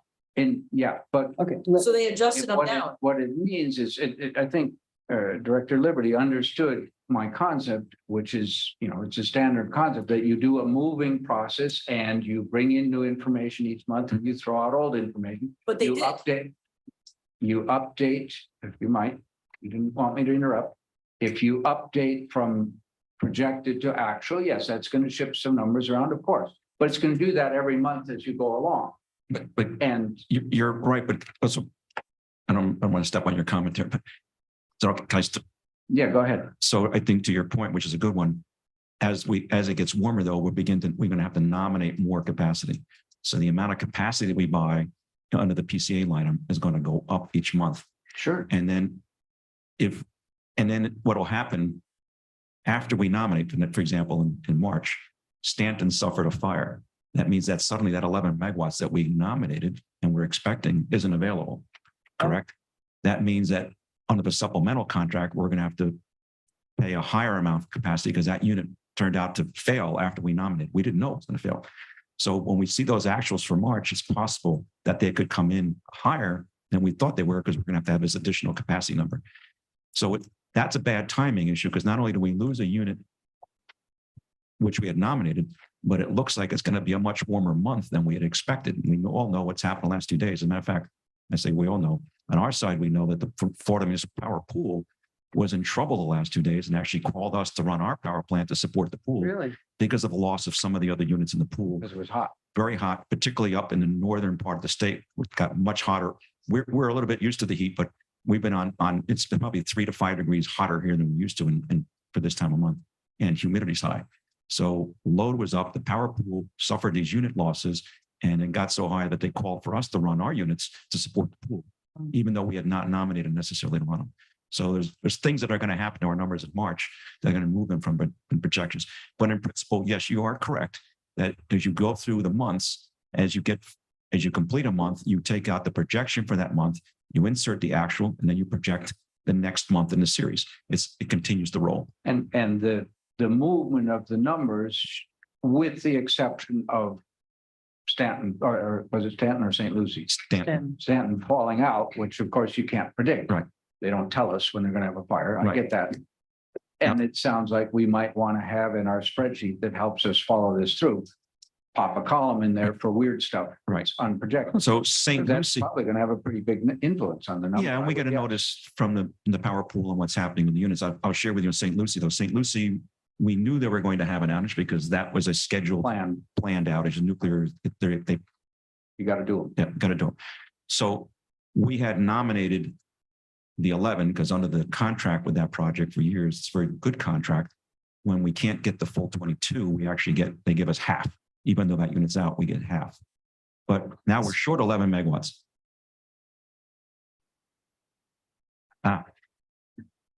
Nuclear had a fire. No, Stanton was in it. Oh, Stanton, that's right. Stanton, what we did not nominate because it was in an outage, but we thought the outage would be over, and on the bringing it back online, it then suffered a fire. St. Lucie, we knew. So you buy supplemental, that's what the benefit of that contract was, that we could buy supplemental capacity in each particular month, as opposed to locking in a high number for the entire year. We also use our own units judiciously because we don't want to wreck them, because we don't know how many more starts they have in 1965 and 1978 vintage units in largely unknown conditions. So we're very careful with those. Okay, Commissioner Malega, your light is on. Do you have another question? Yeah, I good- do. Good So point, good point. Brian, Brian? this is good information for the quality of our workforce that we have. Our unit S3, which is our steam unit from the mid 1960s, hadn't run in 2 years because it wasn't needed. It was called for over the weekend Really? on an emergency only Did it basis. fire up? It fired up and it ran. All right, that's good to know. go steam. Yeah. So based off these numbers, I see $1.30 increase basically across the board that we can decrease our residents and business owners' bills, right? So we went from 70 cents to $2, from $2.80 up to $4.10, and from $5.99 to $7.29, which is $1.30 across the board. Is possible decreasing in the bill. So would it be safe to say? I know, I didn't follow how you got to the $1.30, but because if you look at last month's option one, monthly change in bill, $7.29 per 1,000 kilowatt. If we put no money in reserves, it was $5.99. We could have lowered the bill last month.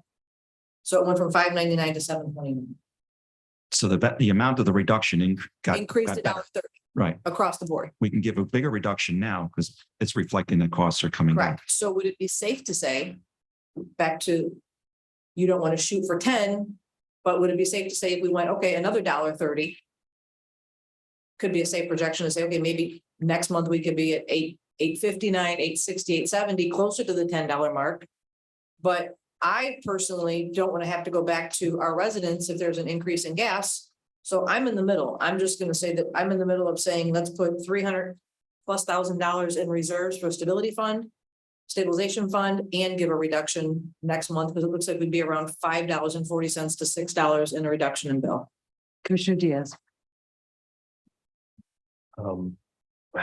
It's been a while. So now, it's a tough decision to make because, I can appreciate the difficulty in updating, real-time data, let's call it. Like if this was water, we would have a deployable SON that's given us data every 15 seconds, right? And I can appreciate the difficulty in that, but I guess my question or my thoughts are more along the lines of the kind of the process of this.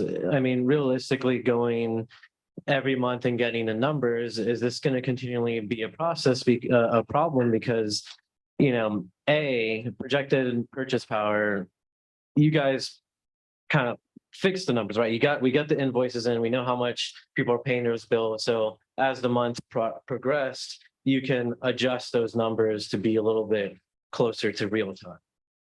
Similarly, though, the buy-in, which didn't change, the true up, not the buy-in, the true up, which didn't change, last month we had an opportunity to lower the rates. We didn't.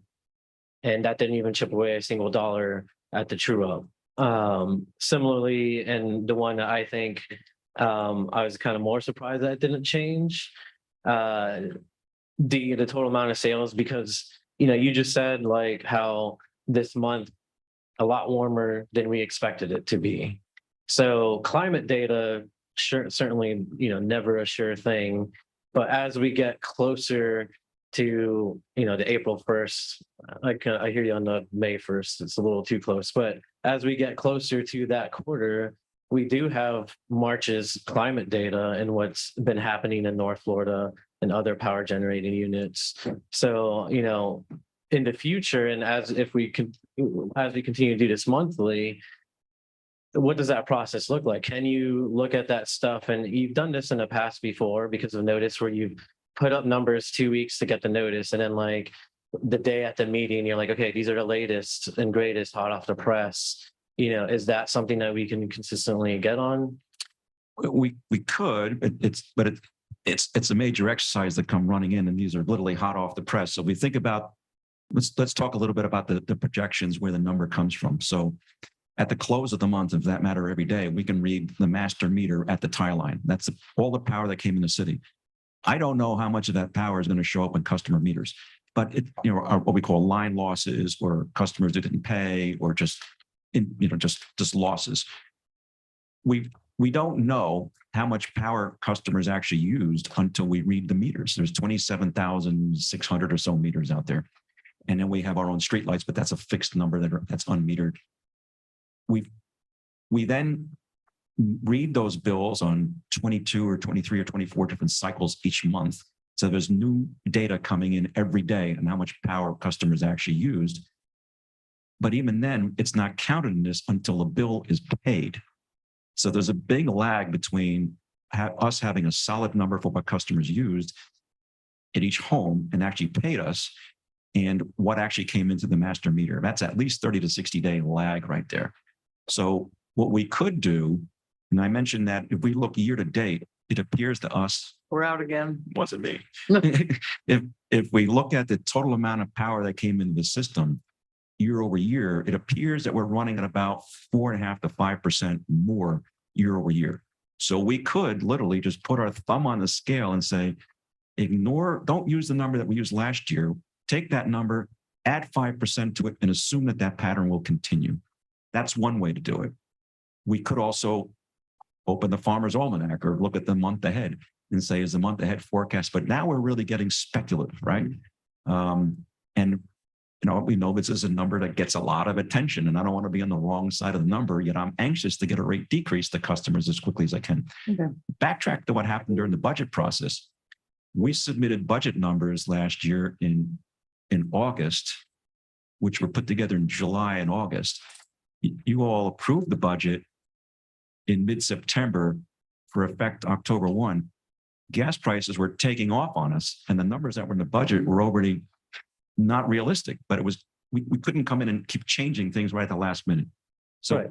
but that's a market where gas prices suddenly were moving very much faster than they had in years suddenly, right? And we got stuck with that one. Yeah. So, I mean, I guess basically what I'm getting at is, we can potentially have a formula that ballparks our data. And then as we collect the invoices, that's the QAQC to get the numbers to where they need to be. Mm-hmm. And we're just not comfortable with ballparking that on that regular basis. Yeah, we can continue to refine this process, but there's still a lot of ballparking that has to happen. You don't know what the number is until you received all the bills. Right. But for example, the bills come in around the 10th to the 15th of the month. We get the bills, then they work their way over to finance, and they finally get posted in Navaline. But our meeting is 10 days after we got the bill, and that number is not posted in the financials yet for the city, right? And the customer sales. So now we're giving you numbers that are old, even though we think they're current, except for like the last minute numbers. This is what the gas markets did today. It's got some sloppiness. It's not going to be very precise. The same thing could happen when gas prices, I think we're lagging when gas prices are going up, and then we'll be lagging behind the eight ball. So this could porpoise, and we're trying to avoid suddenly coming back and saying, oh my gosh, we got $3 million reserve fund or stabilization fund. We thought it would be close. We don't want to have that much money. We're trying to finally control something that's not easily controlled, Okay, and being very transparent about it. I'd like to call for a vote. We've discussed this now. I think we're bordering on our half hour. Are we at the half hour? I don't know. I think we're pretty, Madam Clerk, I don't know if I think she keeps time. But I mean, do we I do. obviously? We have 9 minutes and 4 seconds left. I Okay, have one simple question I haven't really gotten an answer to. I just want to ask one simple question. one simple question. Yes, like with all of the things, the capacity, the fire, the history, we've heard a lot of stuff. All I'm interested in is you guys know everything that's happened in the last month. Do you think we actually chipped away at that letter B, the true up amount, or do you think it actually got worse or stayed the same? Do you think we recovered any of our losses in the last month? So I've heard about the fires, I've heard about the capacity, all this stuff, I get it. Do you think are we on a scary path or are we still on a happy path? I believe you're on a happy. I like a happy path. I think when the actual numbers come in, for the next iteration here, we did this on a quarterly basis. I think, I know you'll see that number chipped away at significantly. Based on time, based on what we would have coming in for, say, December through February, in actual PCA costs, actual PCA revenues. And that difference, I think, in the next quarterly analysis, will look much better. So it's safe to say that even if we adopted the $7.29 bill reduction, we're not on some path to where we're going to start losing money and go more into deficit. We're still on the path to recovering money and gaining that rate stabilization. It might not be $500,000 in a quarter. It might be $100,000 every quarter, but we could do option one, which is 729, and still be on a very safe and happy path. Yeah, and again, that's a conservative number with that item D, which is those projected retail sales. That's a conservative number. You know, if we see a 5% increase in those sales, you know, we're looking at 10 or 11 as a realistic number. But again, to Ed's point, I want to be in the right side of that number.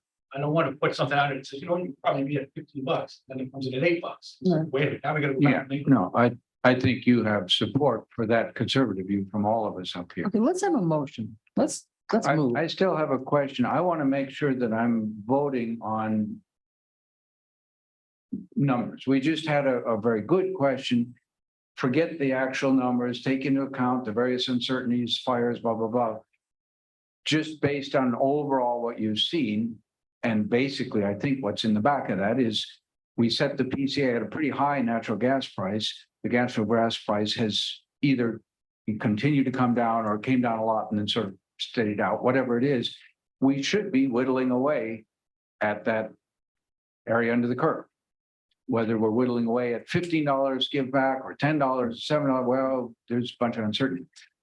Just a question that for my understanding, when I did the comparison between the February backup and this backup, option one, I only looked at one of them.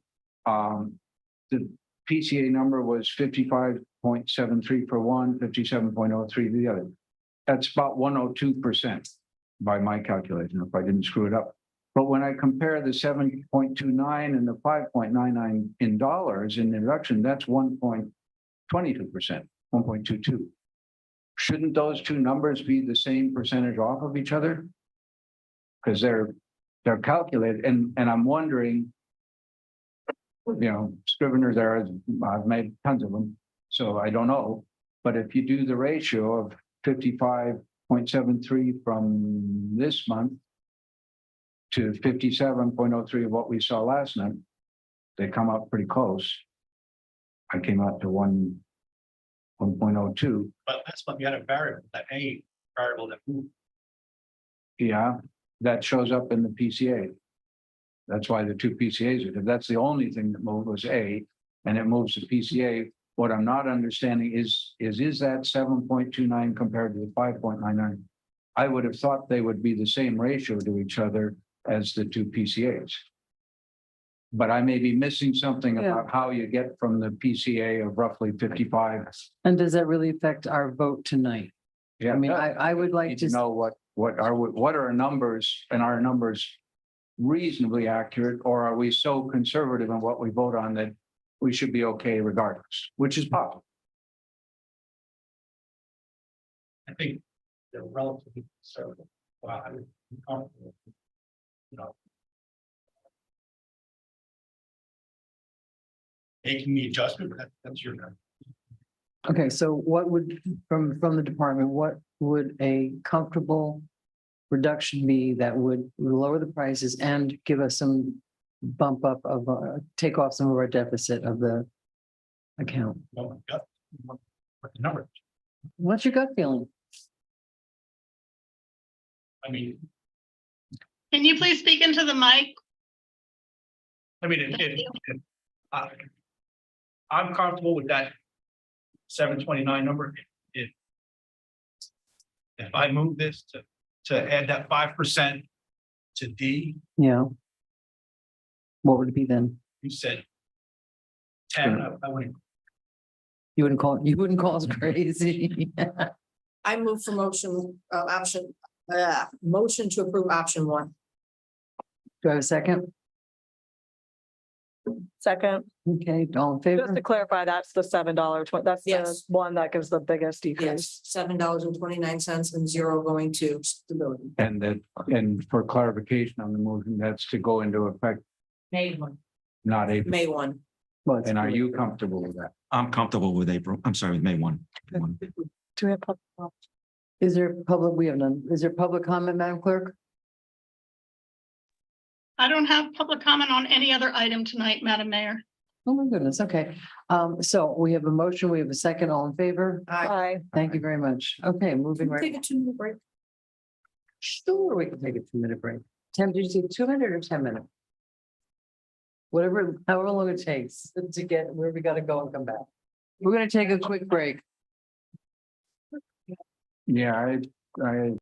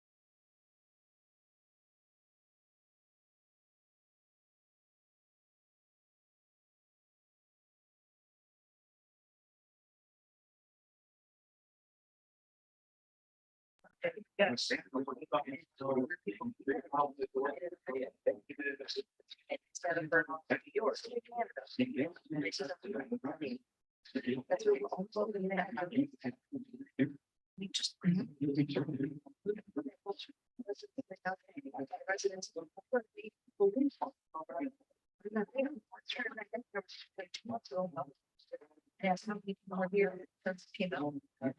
90% of the hands- It's very like this is just,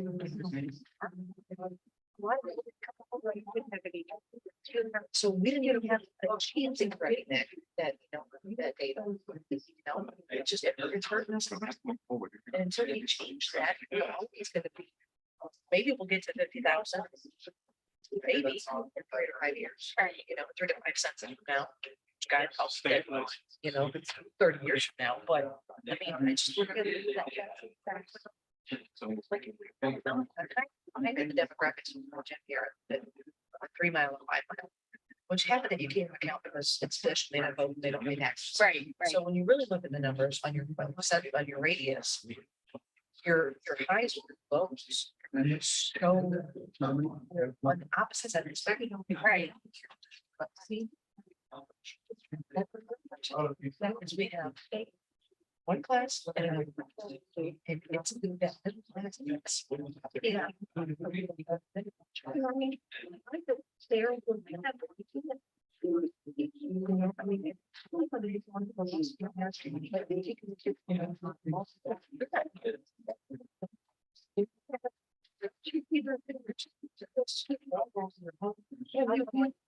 They don't care what they're. You know, and they don't care about them. They want to know what's going to affect my next. Right. Where's it going to affect my home? So that's it. We have to try to solve. Is it gonna be recognized my class?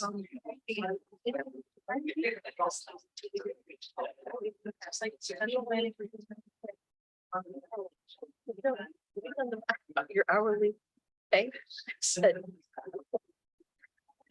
you know, there's a minimum wage requirement. I said, not when you're an elected, there's not. Right.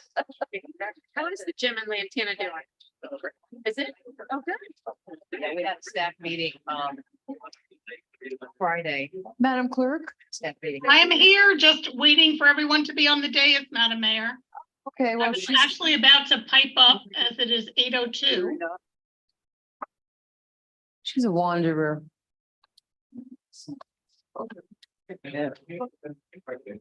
Madam Mayor, it's 8:02 and we are still live. And we're Okay. on new business. Okay, folks, we're back. We're live. And I think we're gonna go pretty quick for the next few moments. Mr. Shields, good evening. Good evening, Mayor and Commissioners. Good evening. Brian Shields, Water Utility Director. First item I've got up tonight under new business is item A, purchase of a new Aquatech sanitary storm sewer cleaner hydro excavator vacuum truck. And you've all seen our vac trucks driving around town. We have a fleet of 4 of them.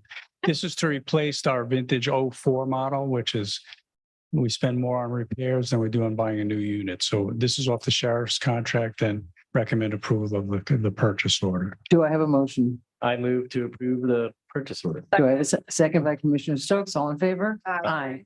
Okay, Mr. Shields, item B, task order number 1 with Holtz Consulting Engineers for design of lift stations 5, 6, 15, and 25 improvements. Right, we rebuild lift stations annually, and this is our next batch. We do worst first, so 5, 6, 15, and 25 are due for replacement. Holtz Consulting Engineers was just recently reselected as our water consultant under the CCNA contracts. So this is task order number 1 with them for survey, design, permitting, and bidding. Gets us job out on the street to bid. Do I have a motion? Motion. Do I have a second? Second. All in favor? Aye. You do good Is work. there any public comment, Madam Mayor? I have none, but No, I have just for the other couple. All right, you all Okay. have a good evening. Thank you. Thanks again. Take care. Madam Mayor, before we move on, I just wanted to make sure that we're clear on, Sure. are we revisiting rates again next month? Are we still on the month to month? Well, we didn't change it. I mean, it seems to make Okay. more sense to do it on a quarterly basis, but I understand that we also want to reduce rates when we can. So it seems like we're always gonna, it's, from what I'm understanding, there's always gonna be a bit of a lag with information because the stuff is coming in and we don't know what's gonna do. So, I mean, if we wanted to change that, make it quarterly and actually make it a little more, a little easier, a little more. I think having at least an update now that we've made the change, maybe next month, when they come Give an back, they'll say, okay, that 2.8 has now gone down to 1.3. Yeah, fine. An An update. update. Yeah. Okay. But we will get the data for what that number is. As much as they have when they. Yeah, every month they should have the previous month, a month they didn't have the month before. Well, it's actually like 60 months behind, I would guess, or 45 days. Yeah, but once you start it, it's just a translation. You're just shifting it down. Like if last month we got data from 90 days ago, the next Right. month we'll So get we're- days from 90 days ago then, which will be a new month. So we're 45 days probably behind whatever report. Brian, I see you. Did you hear any of it? So you know, sure, yeah, I mean, we can give you the latest and greatest updated numbers that. we I'm have. sorry, please speak into the mic. Thank you. I can provide you with the latest and greatest updated numbers that we have available. And just to be clear, Madam Mayor, we're speaking of an update on a monthly until notice. And we do recognize some of the nuances in doing that. I do. Okay, Everyone does, Mr. Right. McVoy? so the next update will be under the director's update, but we also won't have backup available. Right. Right. Good, Brian? Yep. we can do that. I mean, if there's a recommendation to raise or lower, we can certainly entertain that, but let's see what happens. Okey doke. Thank you, Brian. So are you okay? Yeah. Okay. All right, Valentina Sestacha is to speak about continuing contracts for professional services for energy management and engineering services. Do I have a motion? All right, go ahead, Valentina. I'll speak. Good evening, Valentina Sesteta, Assistant Finance Director for Purchasing. This is the next group that we're bringing to you tonight for the CCNA contracts for energy management and engineering services. On this group, we received 11 qualification submittals. Evaluation committee shortlisted 8. We heard the presentations from all 8 firms, and tonight we're bringing for your approval 6 of 8 firms. This is what we managed to negotiate. We wanted to bring them over because we have some ongoing projects that we needed firms to do. So we are seeking your approval for agreements with BHI Engineering, Enercon Services, Teamwork Connect, Chenmore and Associates, RMC Technologies, and Front Consulting. Thank you. Commissioner Adelega, do you have a question? Yeah, my only question is the standard across the board for these type of contracts, a 3-year contract? Well, municipality do different. We try to lock into the rates for at least 3 years, so we don't have to look at and renegotiate. There are municipalities that do them forever. They just never do them because it's such a long process. But I think 3 + 1 + 1 + 1 or 5 So 3 years. years with a one-time 3-year extension. Yes. Is standard. It's pretty standard, Okay. I'd say. Motion to approve. Do I have a second? Second. All in favor? Aye. Thank you very much. Okay, now we're on items D and E, and I have to say one little thing here. Let's talk about lack of backup. I mean, this has been brought up. I don't have any backup. It's a discussion. I hope it's a discussion and not a. I hope it's a kind discussion. Mr. McVoy has brought them both forward. The first one is regarding raising the rooftop solar limits brought forward by Vice Mayor McVoy. I am unhappy with this fact. This is a discussion topic with no backup at all, but I'm willing to let it go forward and see where it goes. Okay. So I believe these tiers are set at the state level, tier 1, tier 2, and I think there's a third, tier 3. And at various different meetings in the past, Director Liberty has indicated, if I understood correctly, that it's a policy decision of how large we want to allow people to set up rooftop systems. What caught my attention on this is 2 things. One is the national folks, there's a various national groups run out mostly out of the Department of Energy that are looking at what do we need to do to meet our international commitments on climate change, basically to reduce our carbon emissions. And their conclusion is you need an awful lot of solar to get there as one of the pieces. You need a bunch of other things too, but you need quite a bit of solar. And their policy is do it all possible ways that you can get it, whether it's utility scale solar, as Director Liberty has brought us various proposals, whether it's rooftop solar, which is financed by the homeowner, or whether it's community solar that's financed by a group of subscribers. There are a lot of different ways. And, but the indication is we need more. And the general feeling is make it easier to do that. Back in 2017, I became aware of a program called Sol Smart, S-O-L Smart, that was another federal program that said there are two limitations to rooftop solar. One is the price of the equipment, the panels primarily, and then balance of system components. And the other limitation on rooftop solar tends to be permitting. The Sol Smart program was put in place to help communities make the permitting process as easy as possible. I put in for that application for us to join that program, get federal funding, because they funded the help in redoing our permits to help them be easier. They have different levels. We made it to bronze. Wasn't the highest level, but it was better than nothing. And I just saw 2 days ago that Department of Energy has put more steam into that Sol Smart program and actually added another category, platinum, so that if you can get communities to even more streamline the permitting process, you can get platinum status as a community. So they're clearly trying to they recognize rooftop solar as one of the needed components to move us forward on carbon reductions. Given that Director Liberty had indicated that that's a policy decision that we can make, and given what I'm seeing, most systems that are getting added in Germany at this point, which is one of the leaders on rooftop solar or solar in general, also from having lived there 3 years, it is not a sunny place. It's a whole heck of a lot less sunny than the US, and yet they're doing a lot of solar.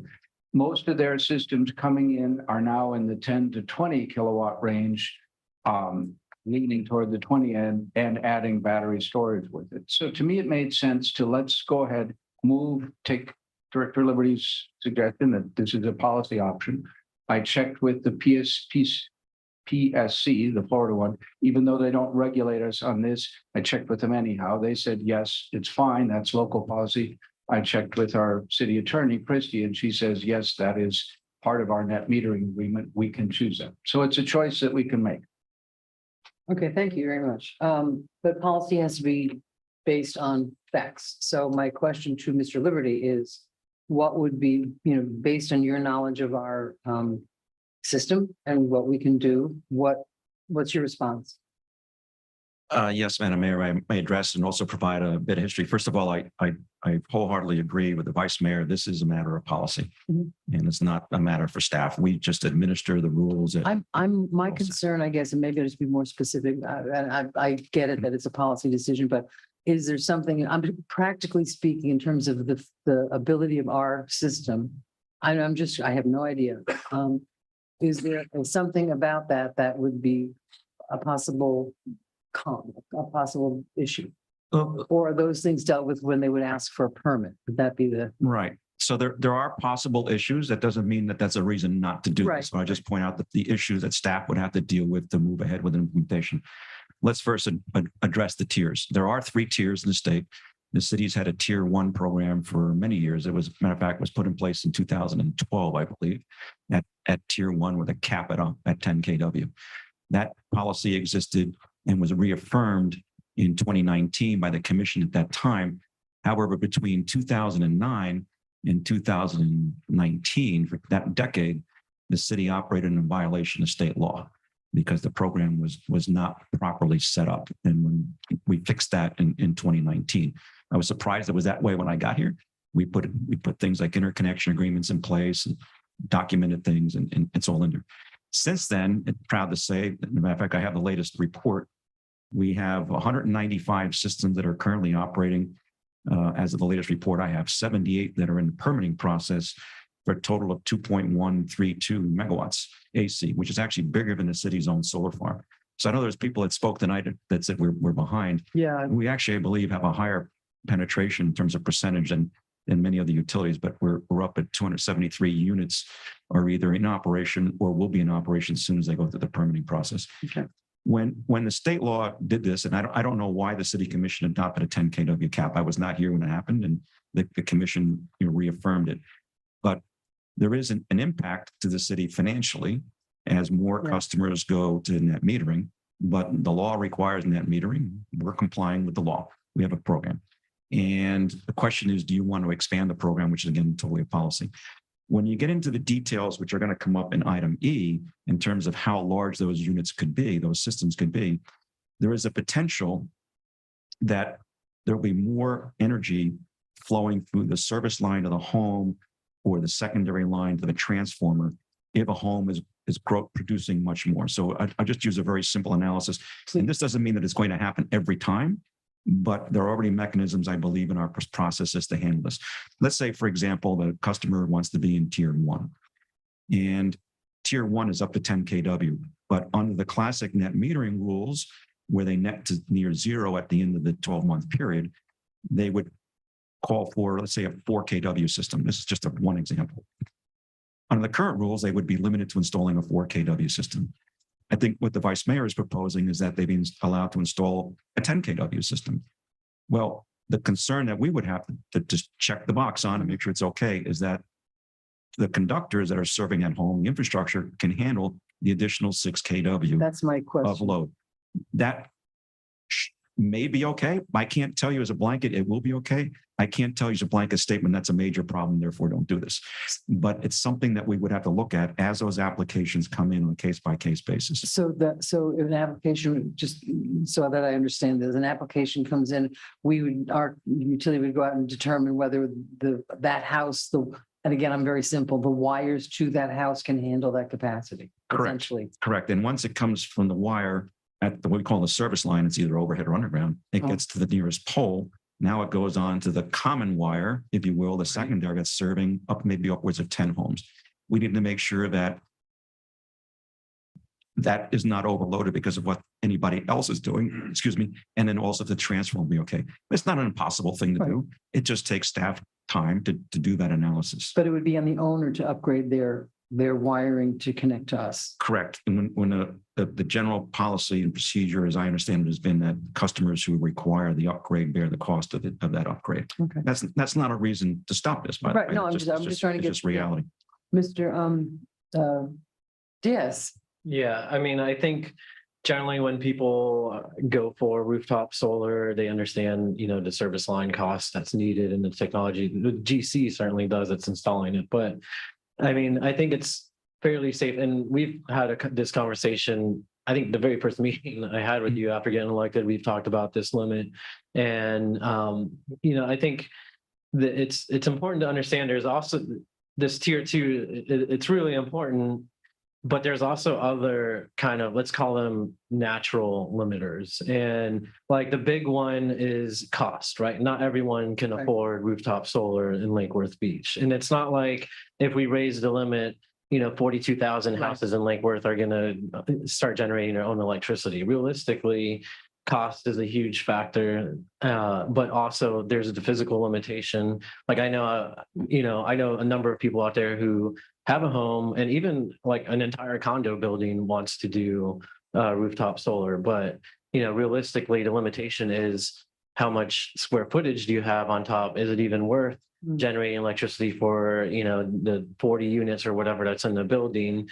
There's these limits that already kind of exist that not everyone is going to be able to exercise their ability to pursue this technology. But for the few that do, Lake Worth is largely really small houses with tiny roofs that aren't going to generate any usable amount of electricity for, 100 kilowatts, for example.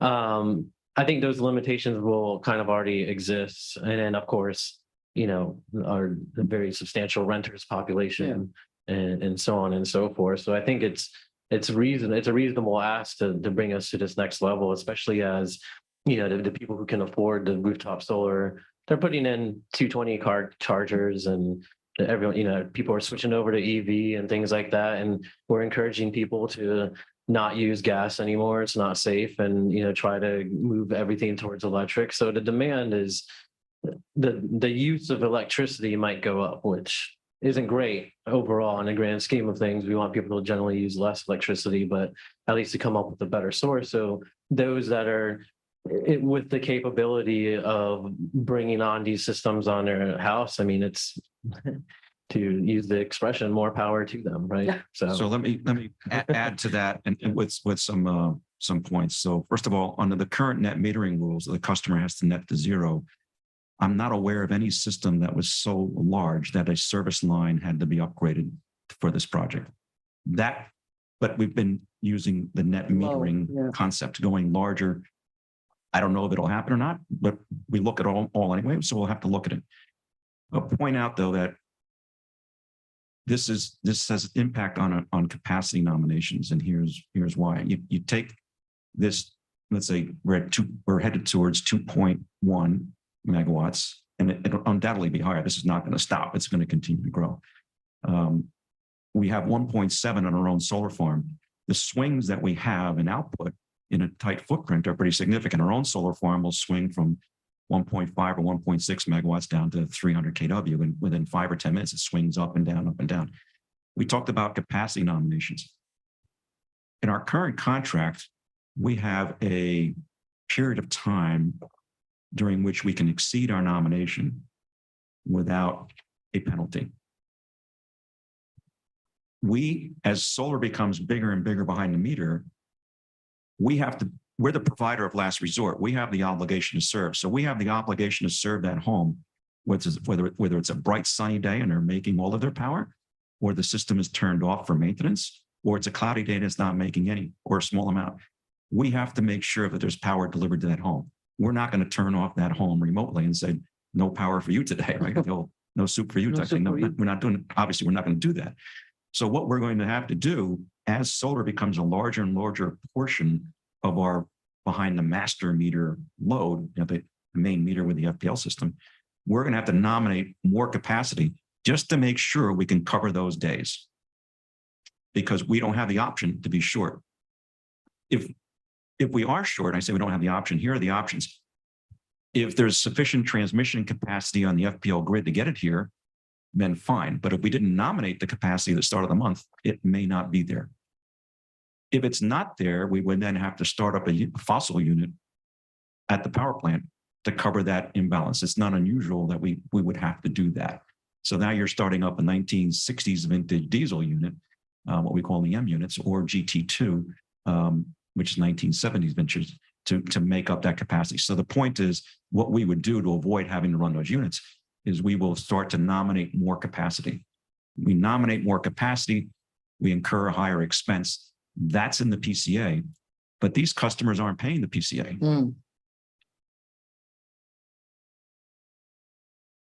So we're giving free things away. So that's not a reason to not do this. I'm just pointing out that you want to keep that in mind. We give them the benefit of the doubt, by the way, that they produce power during the peak period. But we know that from our own solar farm and our own peak. For example, our peaks generally happen sometime between 4 o'clock and 6 or 7 o'clock. And then there's what they call the coincidental peak, which is when all the utilities coincidentally peak together. We recognize that these units aren't going to be producing 100% of their rating at that point. Our own solar farm falls off in output as you get later and later in the day because the sun is lower in the horizon. So we're not necessarily putting our thumb on the scales to find a reason to kill this.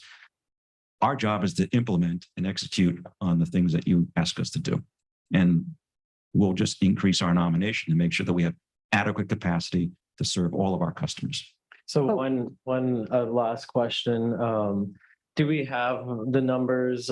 So you mentioned there was like 70+ permits coming in, 200+ total or something like that. The count I have is 78 that are in process of permitting, and there's 195 that are currently running.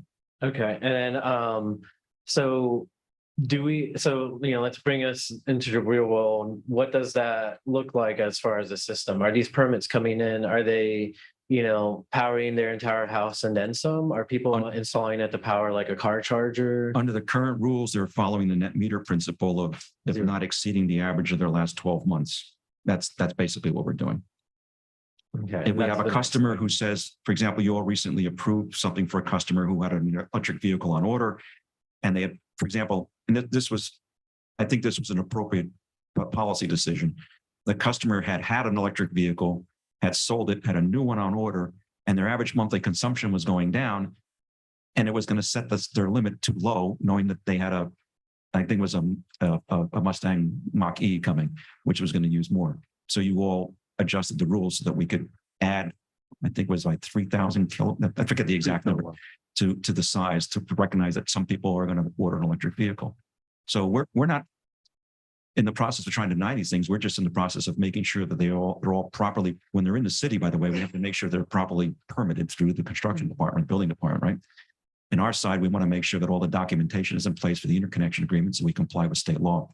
We also have a requirement in our rules that a professional engineer hired by the contractor installing the system attest to the fact that it will produce what they've told the customer it will produce, right? Because we had complaints by customers who first come to us to say, it's not working right. And we're like, that's on your installer. So it was rare, but there were cases. So that's why the prior commission in 2019 agreed that we would have the requirements of professional engineers said, yes, it's supposed to produce this amount, it should. And then counsel's here, she could correct me if I've got that wrong, because I don't want to be accused of misleading, but that was the general intent. It's going to continue to grow, whether you proceed in this direction or not, it will continue to grow. The next step up, of course, is if you increase and go to tier 2, there are additional concerns in tier 2 and other utilities, not all. Some put insurance requirements on the customer who has the system, and some have application fees to enroll in the process. We do incur costs administering the process, and those costs are shared amongst all of our customers. It's an operating cost. We have a part-time employee, a retiree, who administers the net metering program, keeps up with the applications, meets with the owners, explains the systems, the rules, and enrolls them. And also the billing until recently has all been manual. We had to spend, I think, 25,000 plus, if I remember the numbers correctly. Valentina might remember if she was still here, with Navaline to change the building system to accommodate net metering. They apparently did not have a net metering module. They had to build one. So there are ongoing operations costs to support it. Not a reason not to do this, by the way. I'm just pointing out the things. I got a quick question. You just mentioned about the PC. So if I'm a regular customer, I don't have my own rooftop, I am subsidizing people that have a solar rooftop. I'm subsidizing them for the pleasure of them having a rooftop solar.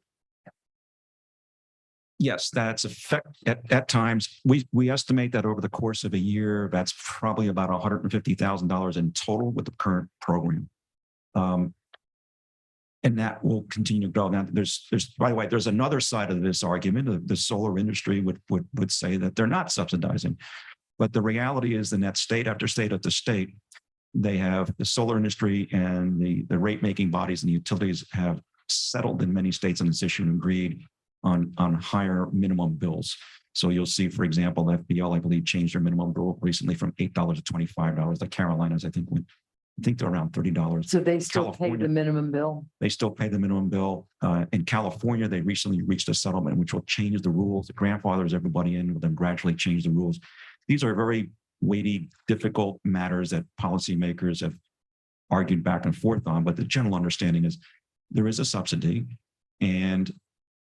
But on the flip side, there's the strong belief that this is good for the environment and should be encouraged. So they've reached a settlement and projects continue to be developed. So, and I know there's lights on, I just have one more question. So at night, when there is no solar coming in, they're using our power.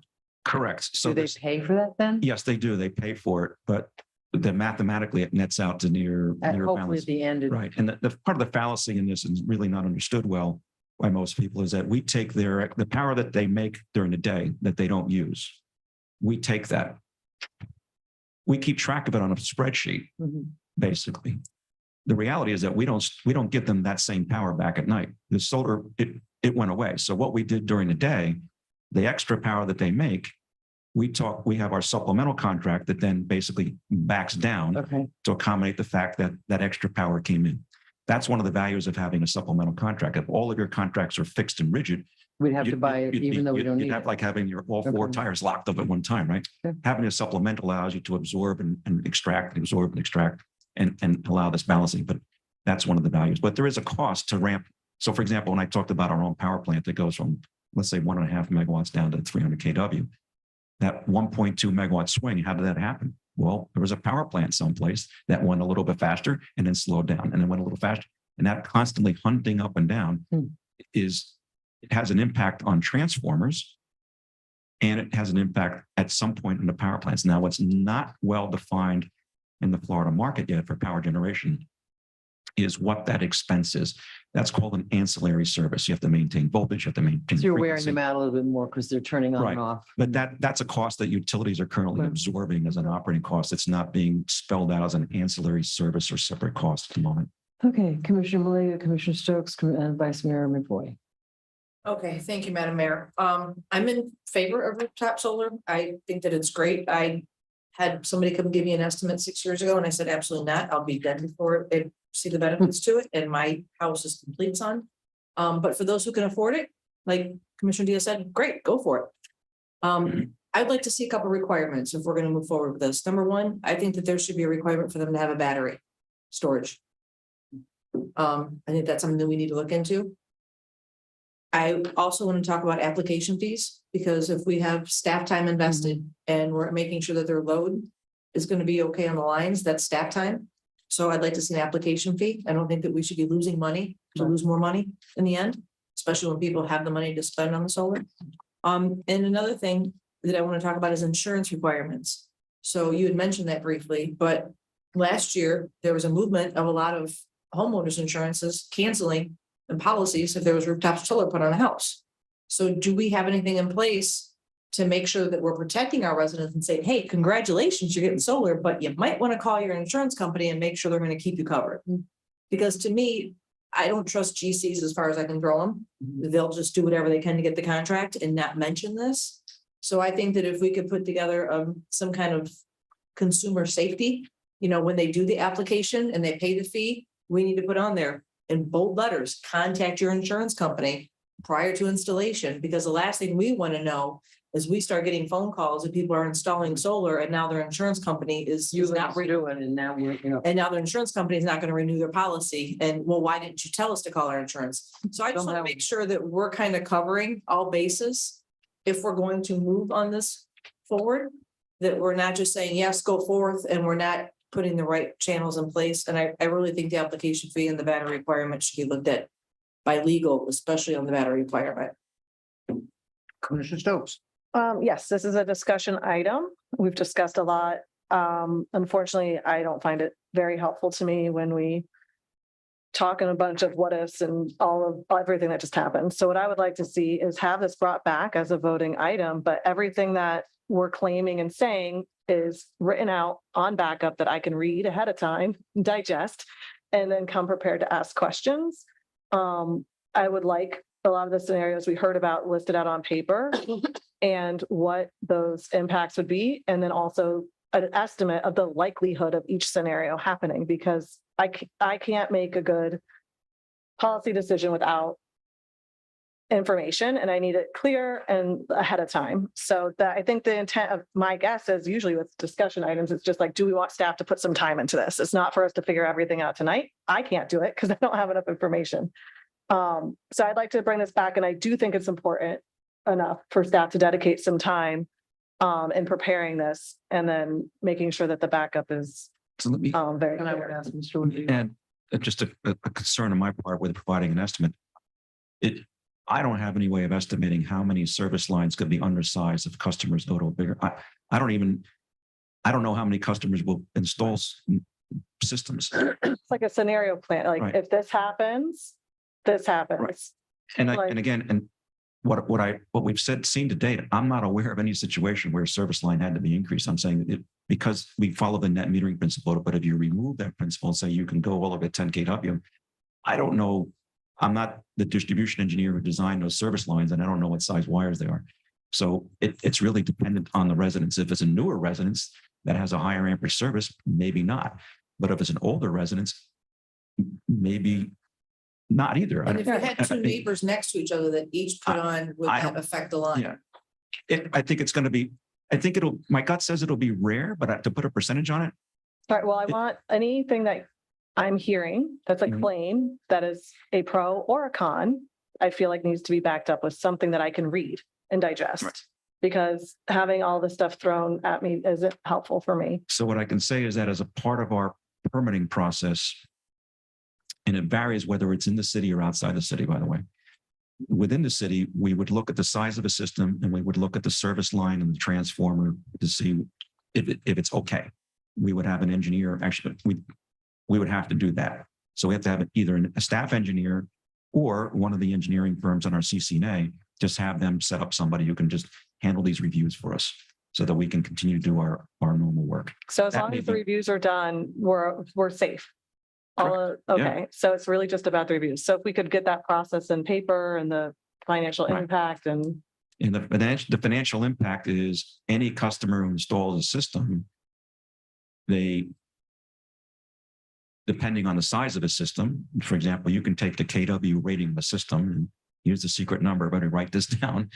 It's in a program called PV Watts, which is run by the US government. You go into PV Watts and you give it the information of the system you're installing. And in this area, it'll basically come back with a multiplier about 1,500. So you take the KW rating of the system, multiply by this multiplier, works out to be 1,500. That will give you the approximate annual production from that home. That's the equivalent number of kilowatt hours that you would have sold at your base rate, which you're no longer going to sell at the base rate, but you're going to get the minimum bill of $35 at. The PCA isn't a big driver because the capacity component of the PCA could be 10 to 30% of the PCA. But of course, you're not going to sell fuel to them that they didn't use, right? You're not selling energy. It's netting out. So it's really about the base energy rate. So you take the kilowatt hours of production times the base energy rate, which is in our rate sheets. And that's the revenue loss because that's where the fixed costs are being covered. And then you add back in, for example, we say that we have 195 customers. Those 195 customers are probably paying pretty much just the minimum bill. They would have been paying a much higher number, if not. But we're not trying to kill these projects. And I talk about what happens outside. Sides, it's not just Yeah. all unicorns and rainbows. Right. in a way that we can digest the Right. information, not. Yeah, I mean, like I said, yeah. So so are you looking for it to go to tier 2 or to go up to 10 kilowatts, raise it because now it's 4, go up to 10? We're already at 10. Right, but Tier is one, there a which limit is about, 10. isn't there some? No, that- What's that? No, that's not. No. We're just moving the allowable system size from 0 to 10, which is tier 1, which is what we currently have and currently allow, to allow tier 2, which is 10 to 100 kilowatt hours. I will. Are you? Yeah, go ahead. Okay. I will point out, try this, you can do this at home. Call up PNC and be on hold for a while, the Florida Public Service Commission. You'll get a recording that says if you get your power from Duke, the same list that we had earlier today, Duke, Tampa, FPL, and maybe the FPUC is not, I think that's gas, but whatever. They have a utility electric as well, Okay. small one. If you get your juice from those, you are legally permitted at this point, to put up to a 2 megawatt system. Not 100 kilowatts, you can put up 2 megawatts. And they point out that that's enough to run 500 homes. You can do that. So we are way, way, way less than that. Well, presumably all of those systems, it's presumably, I think that's why I would support the request that's coming from Commissioner Stokes is it's very easy to choose how we describe things. Let's put it on paper and let's put some numbers. Nobody's saying, okay, it's, to the third decimal place numbers, but let's make an estimate of what are typical service drops. They're typically 100 amp or they're 50 amp or whatever the heck they are, and make a guess how many of those we're going to need to change. Let's keep in mind two things in that context. We have upgraded our system to, I always forget, 26 kV. The argument for doing that, one of the arguments, is that you can put more amps through the same wires because you're at a higher voltage. That's how Ohm's law works. So we built in already a lot of extra capacity by making that voltage jump without changing our wires at all. That may or may not be good enough for the transformer that's nearest to the house. And the scenario that Commissioner Malega laid out of, well, what if you had 4 neighbors that all went crazy with this and they each put in, and they have big roofs and they put in a 15 kW system? Is your transformer going to be able to handle it? That's a calculation that certainly can be done. And instead of putting a 50 kV transformer, put a 75 or 100, whatever it is on it. We do that for businesses all the time because we have bigger loads with businesses. So we know we have the technology. I'd just like to comment also something that the mayor said. So that means we're subsidizing those people. Keep in mind that we just saw the UN report. We don't have much time to mess with getting our CO2 emissions down. We need to be going full tilt on doing that. That is the much bigger issue for people, because the expenses of not doing something about climate change are way bigger than the expenses about doing something about it. So when we say, well, Commissioner Malega, who doesn't choose to put solar on, I haven't put it on either, that I'm subsidizing people, remember that those people who put their own money into it are saving us money by adding solar generation, clean generation to our system that you're not paying for. You don't need as much utility stuff, and you're getting free clean energy put into your system that you otherwise wouldn't, and they're subsidizing the capital costs. I see the big picture. I think. And I mean, it's also, the more so, and I'm not saying don't do it. I'm So, but let me just finish my sentence. Could I finish? Let me just finish my sentence. It just, and I understand what you're saying, but I understand. I'm not just asking if I can finish up and have kind of forgot what I was going to say because you wouldn't let me talk. Okay, so what I was going to say was, part of this, we also have to bear in mind, not that this would stop it, but every time, somebody else goes on solar, it's less income for the city. I just think that, again, just pointing out the different pros and cons. Remember that's where we want to see some numbers, because yes, it's less. The same, just pointing it out. Can I finish? Sure. It's less income for the city, but remember that if our pricing, we are a municipal utility. We do not generate money for investors. We generate a little bit for our city, for a general fund, but we're not in the business of making money. So every kilowatt that somebody generates with solar panels is a kilowatt hour that we don't have to buy. So we have less cost. And if our pricing is pretty much price neutral, it doesn't change things very much. Well, I completely, and Director Liberty can attest to it. Every time that Director Liberty is mentioned, sometimes I've beat him to the punch and mentioned it, that anybody doing solar is connected to the grid, and they should have some responsibility for bearing the cost of the grid. Whether they're a net positive or a net negative, they should help pay for the grid. I 100% agree with that. That is good, solid logic. And until somebody is 100% battery backed up and they never use anything from the grid, and even then, I would still argue they should pay for the grid because maybe the next owner doesn't want to do it, and they're going to want the grid. So So it's reasonable. Yeah. I support that. So thank you for that clarification. And you're right. You've said that plenty of times in one-on-ones and also in public. I do agree with that. We have converted. And I lose friends for that, by the way. Well, it sounds like I've lost a few too. So we have converted portions of the system to 26 kV, but not 100% of the system. So we do have pockets which remain that way for a number of years as we go through the reconversion of the system to convert those over to 26 kV as well. I'll also point out, as our Assistant Director of Engineering has just reminded me, and I mentioned this to the mayor earlier, that we also have to look at what we call protection schemes. So what's a protection scheme? It's not what the average public member would think it is. It's how we protect the electric system. So the system is designed to flow power from A to B to C to D to E, which is the light bulb in your backyard, right? All the way at the end. When you start, or that system is designed with fuses or relays or switches or what we call reclosers and trip savers that are used to seeing flow going in that direction, okay, from A to E. If you now insert an input somewhere between point D and C, or even between E and D, and start pushing power backwards into the system, you have to confirm that the flow hasn't reversed. And the flow is likely to, and this is all engineering modeling, and it's not going to happen every time somebody does one of these, right? So I'm not trying to kill the idea. It merely says that we have to do the engineering analysis to see if the power does reverse, will our protective devices work the way that we need them to work to protect the safety of the system and the safety of the public? Doesn't mean that it's going to be a problem. It just says that we have to check.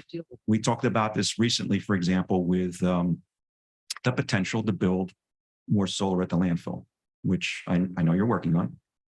We assumed in our grant applications that we would need more offtake capacity to move more power off of that landfill than we're currently designed to do and disperse it so it doesn't put us into a reverse flow situation and get that power into the community and dilute the swinging effect of it. So it just means that if this program grows to be the point where that's a concern, and how will we know it's a concern? Well, it's the last kid that jumps on the seesaw that finally gets at the tip in the other direction, right? But you have to study each one as they come on and say, are we okay? No problem, go ahead. The next one, the next one, the next one. This is the way the transmission system works all over the country, by the way, interconnection applications. They review each interconnection application on its own. What's the effect of this one on the cumulative base? Does it tip the scale? What improvements need to be made to the system? And then that costs, these are borne by the individual. In our case, that may not happen that often because we're upgrading a lot of the system anyway. In other words, I would not want to take a customer and say, you have to pay to go to 26 kV in this neighborhood because you're the last one to apply. We were going to go to 26 kV and Probably wouldn't fly. Right. So we try to use judgment in those calls and not be abusive. We have a customer that installed in violation of our cap. Nobody caught it. Staff wasn't aware of the cap, that installed a 250 or 260 kW system. That I'm aware of, we haven't had a problem. And I check with my staff periodically. It was never analyzed ahead of time. It's a large storage facility, so their service wires are very big. It's three-phase service. It wasn't an issue. And every time I asked, they said, no evidence of any problem. Right? No evidence. So And that's a 250 kW? That's around 250, 270 kW in that range. It's a commercial installation. A lot bigger than and that's commercial. And they're net metering. Then they're initially they were overproducing, but I believe as they rented more space and sold, I don't think they're grossly overproducing anymore. The point is, you have to do the analysis on an installation by installation basis. Not a reason to stop this, by the way. You should all continue to evaluate the policy and decide what you want to do. The concept of overproduction is an issue. Yes, you do lose that contribution towards your fixed costs, which are largely in the base rates. And we will, as this grows, that we get to we're now at, let's say, we'll be close to 4 megawatts and very shortly between our own solar field and the net metering that's out there. We'll be at the point where we have to add some of those megawatts back into our capacity nomination and start making sure we nominate for it, that we can't just look the other way on it because we're going to exceed that bandwidth. Okay.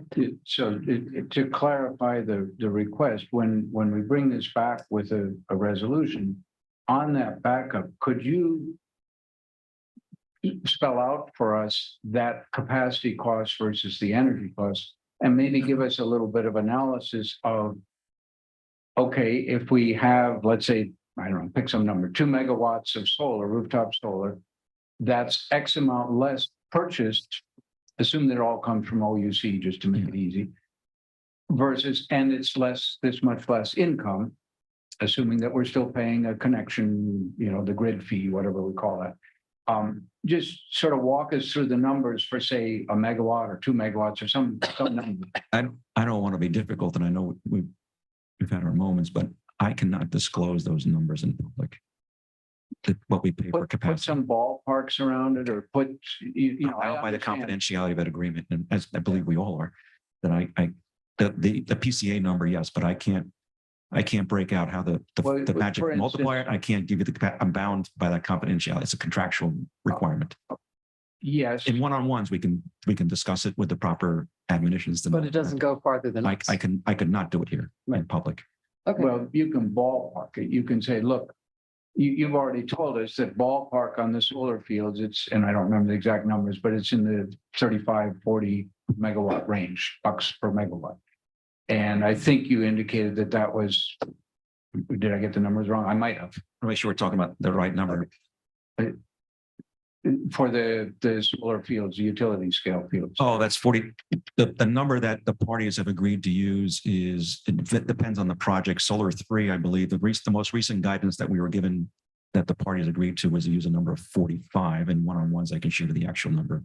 Right. It's less than 45. So with OUC, you could say, look, their real number is less than this, and I'm not going to tell you how much less, but let's say it's 60. I have no idea what it is, but you mentioned that we used to pay 70 and you brought it down part of it. So Yeah, Pick some that was the number. total cost of power. It used to be about $72 a megawatt hour. And we after the new contract went in place in January 1 of 19, that lowered to about $52 per megawatt hour. use that number. And There you go. we've been running at around, but that's a combination of capacity and energy.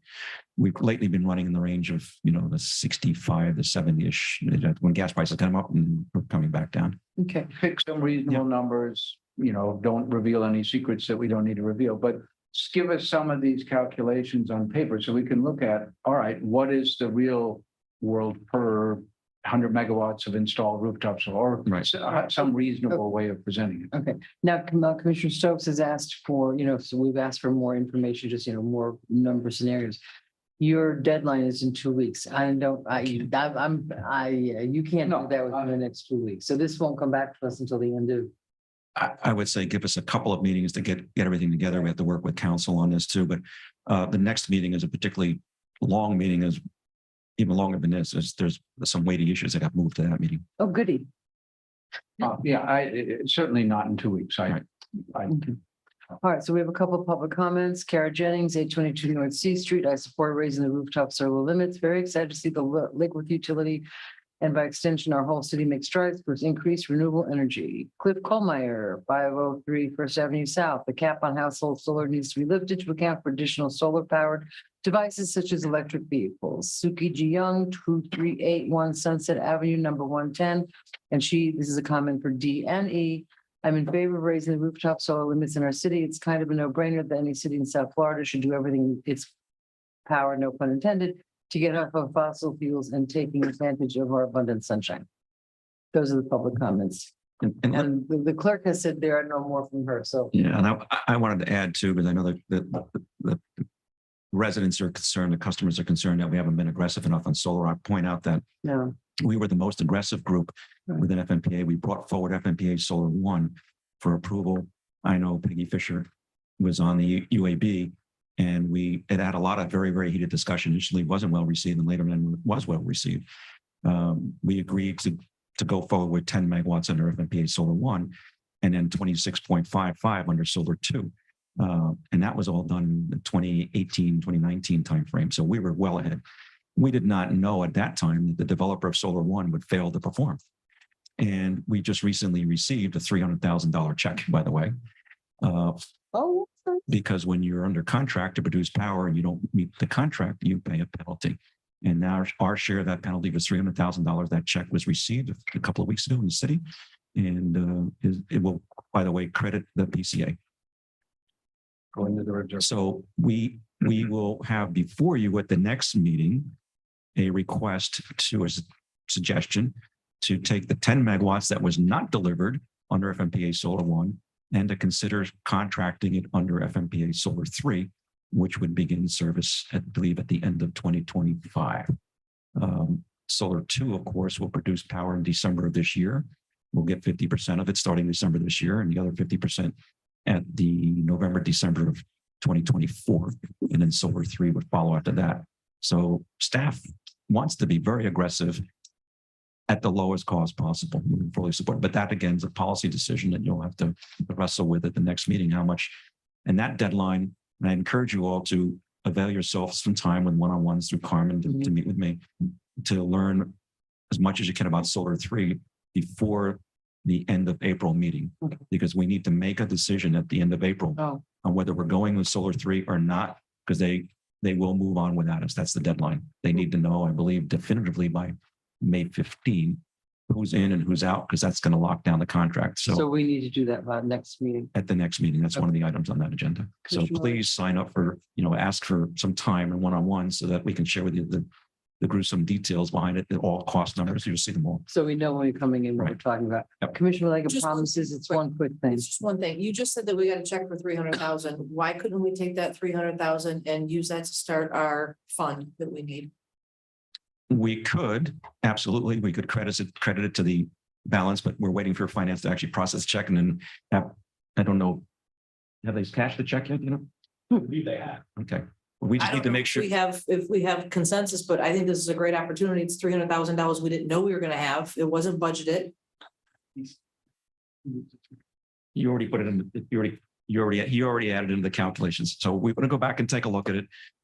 Next time, And can make you sure. ask us before you do anything so we can make policy. We're so excited about Well, because I know finance overloaded, we know that the check came in and was hand delivered to them, and we just want to make sure we got a credit to the right line item, it didn't wind up in general fund or something like that, or something, Right, we talked about that too, and thought about it, but we did receive that payment. Okay, so I think we, Let's call it $7 voted on today. Sorry, Brian, we can't hear you. come up. Okay, okay, great. So I think we have consensus. I don't think we need a motion. I think we have consensus for the staff to come back at the end. I guess it's the end of May, really, with these. Now, so are we clear on that? The Right. only clarification I would add is while I completely support the addition of battery storage with it, I don't think there's any way that we can legally require to do that. We don't know. Yeah. So I Madam Mayor, wouldn't make that part of it. since it's a voluntary program and the program, the parameters are set by the city, it would be a policy decision of the city whether or not to require a battery backup system. For example, if you were going to allow a tier 2 where you allow someone to size their system larger than what we would normally allow now, you could, as a requirement for that, require the battery storage. But it's your program and there's no parameters set by statute. So it's your program, So we it's a can- voluntary program, so you can set your parameters. Right. So we're So- creating it as policy. My request would be when you bring us back a resolution in May with that, bring us two, one with that and one without, because I'm not comfortable requiring people to do it, although I would love it if people Why, would do it. why? If they're already spending the money on a system and they've got the money's not an issue, why not require them to have a battery to store their power? So it doesn't overburden us or the people who are paying the PCA. I'm trying to be fair here. I'm trying to support your idea. But it's called a meeting of the minds. You have to look at the entire city, 42,000+ people, not just the 300 people that are gonna go buy solar. Who are going to provide us a noticeable chunk of Right, clean. but talk to the people who we just gave a $7 Not decrease on us, the it's to PCA. them, not to us. So No. why not make them have, System. why not make them have a battery? So they're not putting a burden on the city. We don't want to put a burden on them. I think we need, They're already we need paying. numbers. I'm tired of having these conversations with no real data behind it. If we're going to say that we want to have a requirement for a battery, then we need to know what kind of burden that's going to put. Is it going to decrease the amount of people who now will be able to put a system on their roof? We need to have real Well, I information don't to think- make how these can we decisions. tell that? Because They're it's pretty expensive pricey. to get a battery. I need more information before I can make. But I don't know that we can speculate. We can get numbers. What does it do to the cost of this average size system when you require this? What does it do to that So I- cost? There's I can- information I out can there. give you We some can get it. ballparks. And rooftop solar runs between roughly $3 to $3.50 per watt. installed. That's the general number. That's been creeping up a little bit lately because panel prices have gone up. My understanding on storage systems at the residential level for a typical house, they're upwards of about $8,000 to $10,000. I think that's the number for what they call a Tesla Powerwall. We had a former staff member who had actually installed one in his own home, lived in a different utility territory. But and that was the number that he reported he had spent on his systems. And I think if you just do some search online, you can find those numbers. I've never actually quoted one, but that's my understanding. That's a typical home system, and I don't know how many hours it would run, but I've heard those numbers $8,000 to $10,000. Something to think about. Commissioner Diaz, you have something to add? Yeah, it looks like we're combining these two agenda items, which I think is important. Right. I don't like that it was presented separately, like they go hand in hand. Right. The battery, the technology is getting there. It is still burdensome and expensive, but I do want to, as this gets presented to us, I would like, some flexibility and options, because there's other things that I do want to look at. And, we got to protect ourselves, obviously. It would also be great to look at what can we do to protect the customers themselves from, shady GCs or whatever. I absolutely love the engineering, an engineer telling the customer what exactly their system is going to generate, things like that, the quality control, the protection. I definitely hear you on the insurance and what that does to roofs, because I've heard some horror stories out there, and anything we can do, to share the cost, but also to help protect people who exercise to do this. I think we need to hear about it. So A little defensive on this, but there's always enough people that think I'm anti-solar when I'm not. So if I'm the one who's delivering the message and says, by the way, your insurance might go up, they're gonna look at me and say, you're trying to kill them, convince them not to do it. but even if we It's- connect them with, I don't want to be the person delivering Commissioner that Diaz will message. take responsibility for that little barb. But no, but even if we connect them with resources that we've already, partnered with, like Self, and I know there's a number of residents in town that are doing, rooftop solar co-ops and things like that. There's things that maybe we can connect them with. Self to help them. is proving to be a great partner, and they do a lot of work in this area. And by the way, they're not just about solar. I've talked with them Right. quite a bit, and Yeah. they'll be in front of the UAB, EUAB shortly, and I believe next week or in 2 weeks. And then we'll bring it. Their contract comes to you at the next meeting, the April meeting. So there's a lot of stuff at that meeting. Okay, thank you. Number E. I'm I sorry, agree. Madam Mayor, before you go on. Yes. Commissioner Stokes asked to bring the item back for a vote. I'm unclear. I need some clarification. Are we bringing this back as a resolution, as several resolutions to choose from? I need to put something in the minutes, and I'm I could perhaps give, Commissioner Stokes may clarify whatever she was looking for, and I can clarify a little bit on the two items. Right, in the backup here, we were asking to prepare a resolution for the policy change. Mhm. So, but like Commissioner Diaz said, there's two separate discussion items here. I don't know the form. I don't know the best form, but if it's one resolution, a couple resolutions. I can clarify, and the attorney will correct me if I'm wrong. Both D and E relate to our net metering agreement. So it could be one resolution. We haven't discussed the second point because it's a little bit different. It's related to sizing, but it's a little bit different issue. It may have different problems with it. So I'd say let's have that discussion. If they can be brought to, if after that discussion, we want to bring them back together, I have no problem. Well, I have no problem with it being two different resolutions. I just, and you say there's some difference. They seem sort of connected to me. but- They Madam are. Mayor, if I Yeah. may. Mhm. So our net metering program is under one resolution. And we've always done it as a resolution just because it was never meant to be like an ordinance and it was supposed to be kind of flexible. So that's why we've always done it as a resolution. And so that resolution sets up the program. The two real documents that are pertinent under the resolution is the rules for the program, which I think both of these items are addressed in the rules in terms of the limitation to only a tier 1 system and also the limitation on the size based on the prior 12 months of usage. That's governed by the rules of the program. Then we have an interconnection agreement.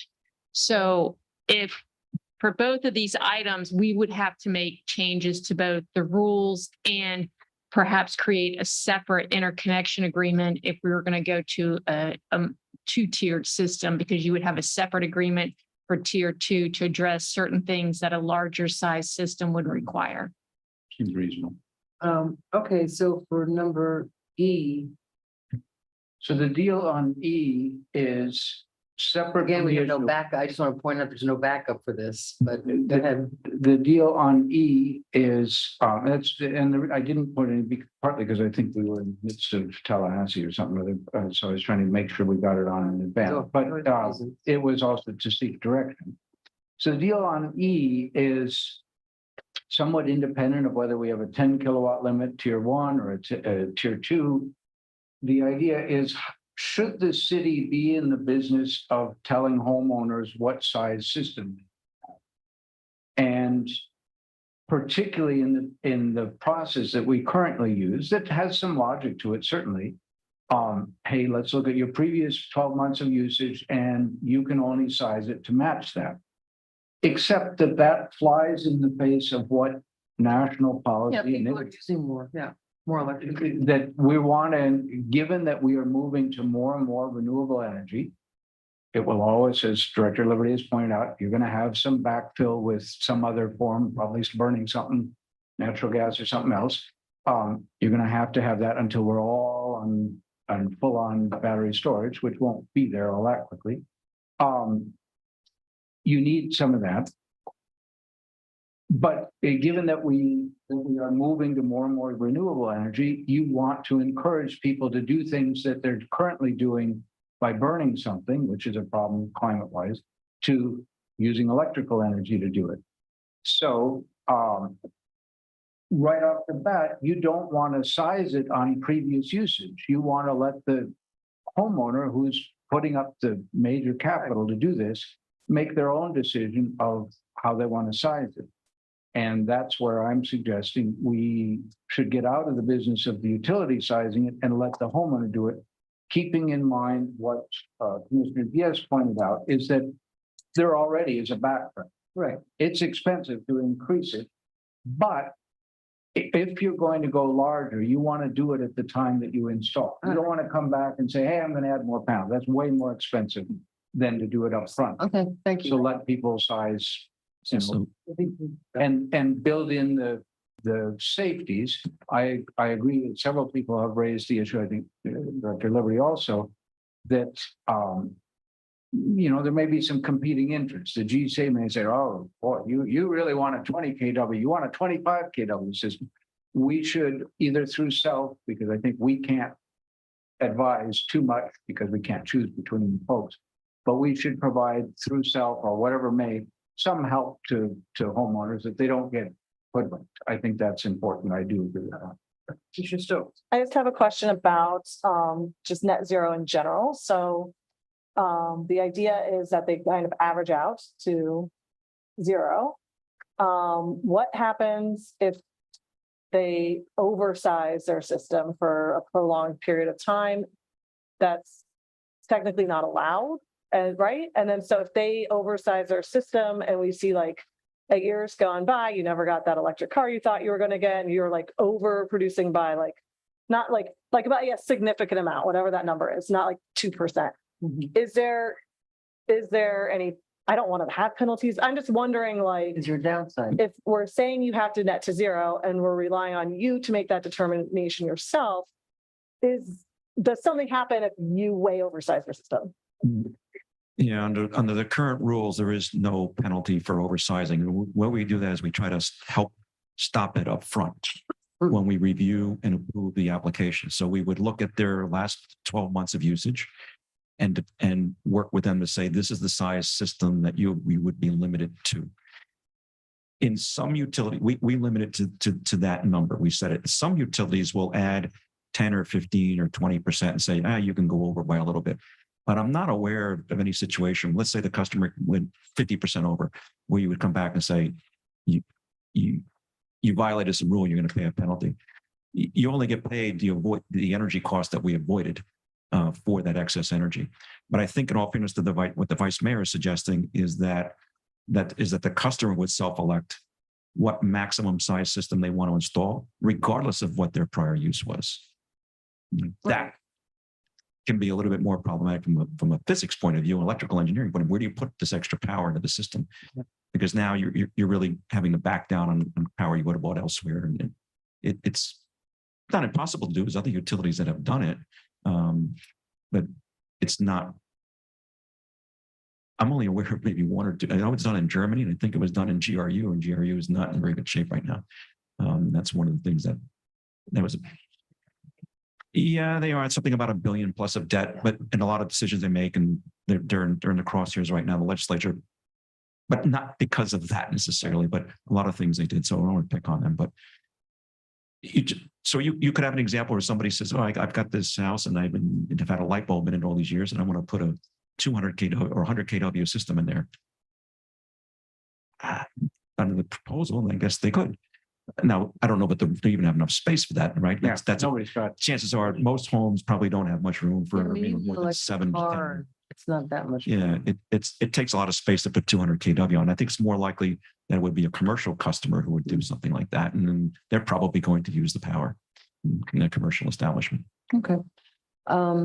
We have a public comment. Kara Jennings, 822 North C Street, please change the policy. It's unnecessary and regressive to the renewable energy installation to prior use. Let's be forward thinking and allow for an increase in rooftop solar. Yeah, I mean, that's from Kara. Yeah, I mean, it's if they overproduce, what happens? What happens if they do? So the way we do it now is we keep track of all the unders and overs. At the end of the year, we close the book actually, and then as they overproduce, if they overproduced, we pay for the amount that they overproduced at what we call our avoided energy rate, because that's what they avoided our need to buy energy. So we calculate the avoided energy rate and we issue those checks usually in the first quarter of the calendar year is when we do that. We just recently had to modify the billing system to be able to do that. And then we issue those checks. I know that I have to sign off on, Right. There's not, for example, the 195 customers, I want to say off the top of my head, maybe 30 or 40 are overproducing. That's not a perfect number, but it's not like everybody is overproducing. There's many that are underproducing. So any last thoughts, Mr. McBoy? Well, one of the thoughts, just to, in the big picture, thinking about this, when I went up to Washington, I don't know, a few weeks, a month ago now, maybe, the specific event that I went to was called a workshop on VPPs, virtual power plants. It was put on by the Department of Energy, the National, and I can't remember the exact acronym or name, but it was the National Association of Utility Regulators and the Smart Electric Power Alliance, which is a nonprofit that's interested in helping utilities move to decarbonization. And the excitement in that room, it had a whole string of panels. If somebody wants them, I have almost all my notes finished up from it. I took a lot of notes, but that room had Duke was in there, bunch of the big power companies, some of the aggregators who do kind of in the direction that Director Liberty was talking about of ancillary services, a number of different folks, people who were very experienced. And the excitement for it was very high. And the idea of a virtual power plant says, hey, currently we send a check to OUC because they send us X amount of megawatts a month or whatever it is, or a day, and it varies. And then we pay them for what they send us. Electrons don't care where they come from. You can produce them locally. You don't have to produce them by generating something. You could pull them out of a battery. And the idea of virtual power plant, and you can also do it by megawatts of reduced usage. The idea of virtual power plants is take software and take all of your resources that are connected to your forward-looking grid, which is why we have a grant in the DOE to do grid innovation. Your forward-looking grid, so one person has a Lightning, the F-150s, the electric truck in their yard. That's a battery source. The next person's got a Tesla Powerwall. The next person's got a large solar system that's maybe a little bit bigger.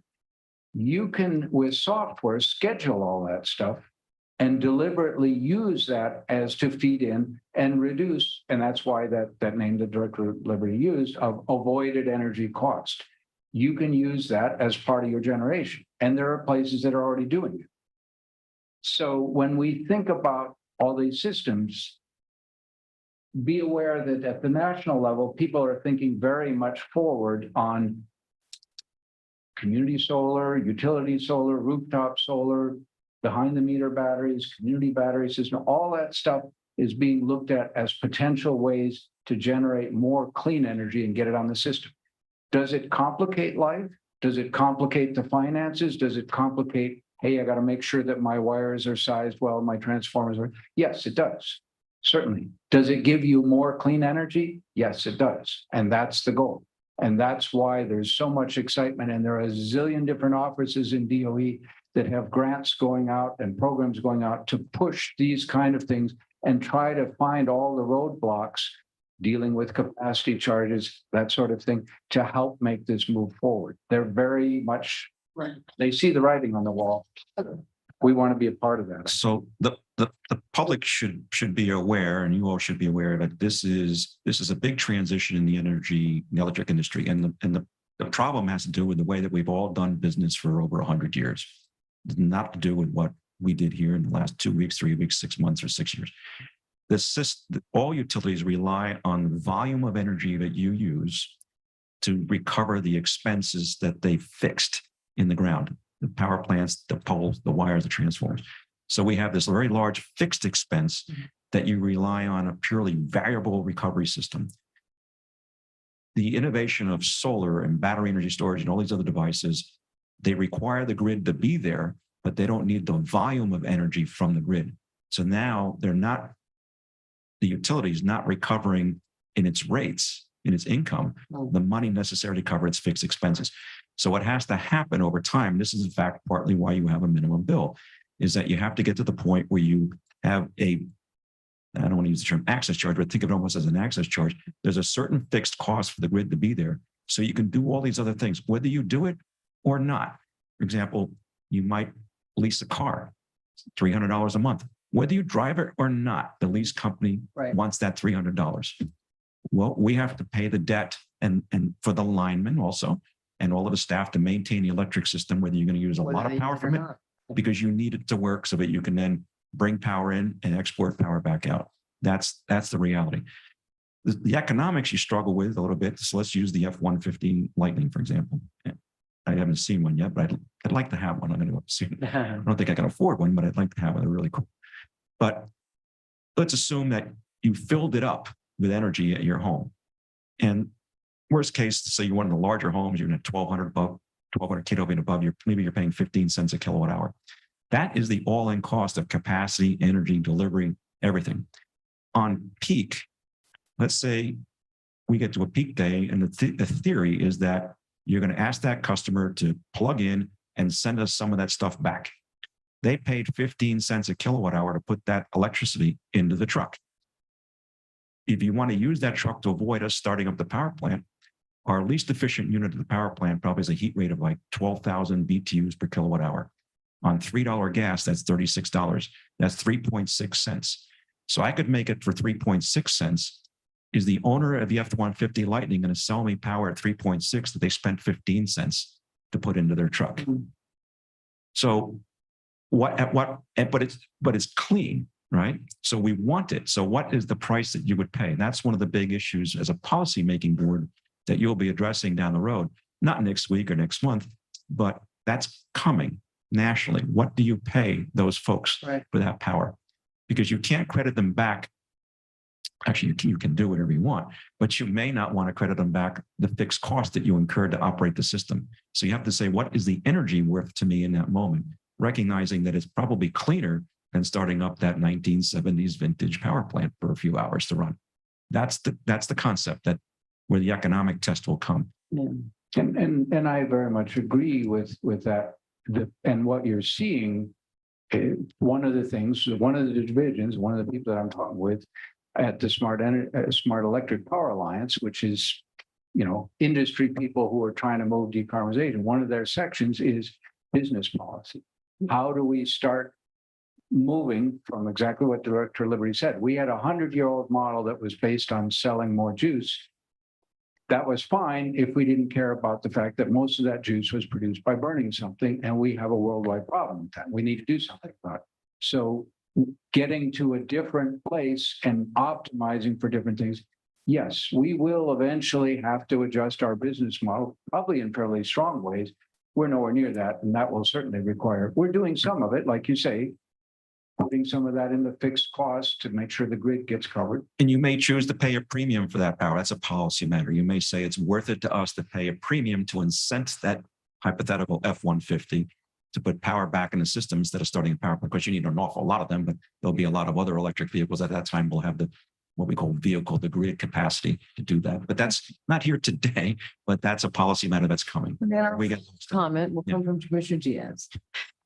Yeah, I'll try to keep it short. I mean, this side of it, the business transaction side of rooftop solar is definitely not the glamorous thing that people like to talk about. But I mean, it seems like overall that's what it's moving towards. Theoretically, you could have a neighborhood, you know, as the technology gets better and more cost effective, there will probably always be a substantial part of the population like renters who are still going to need electricity from somewhere.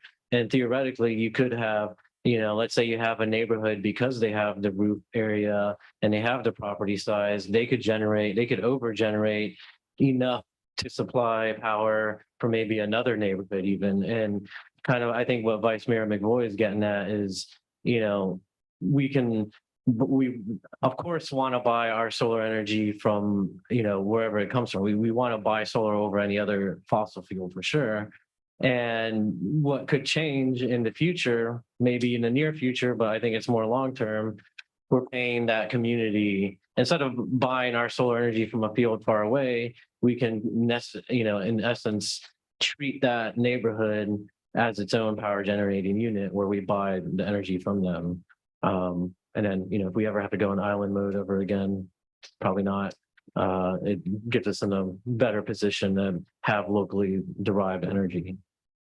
But like you said, that's a very tomorrow problem that needs to be worked on. Let's take you up to Jade. Yeah.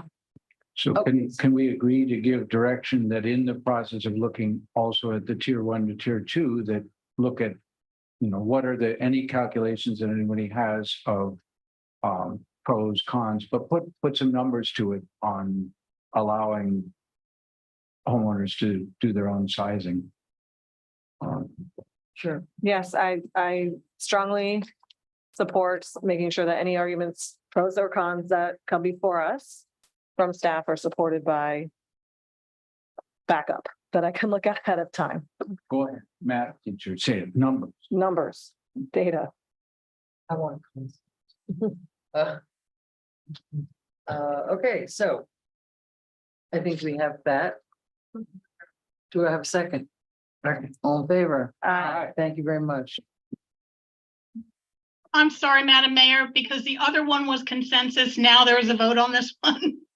No, No, it's consensus the vote was to adjourn. Ah, okay. Yeah. Who made the motion on the second? We did. Maliga and Maligan Stokes. Nope. No, Maligan somebody else. Boy. McBoy. Maligan, Thank the M's have it. Stealing my. No, it's over there. turn. I Okay, mean- the meeting was adjourned at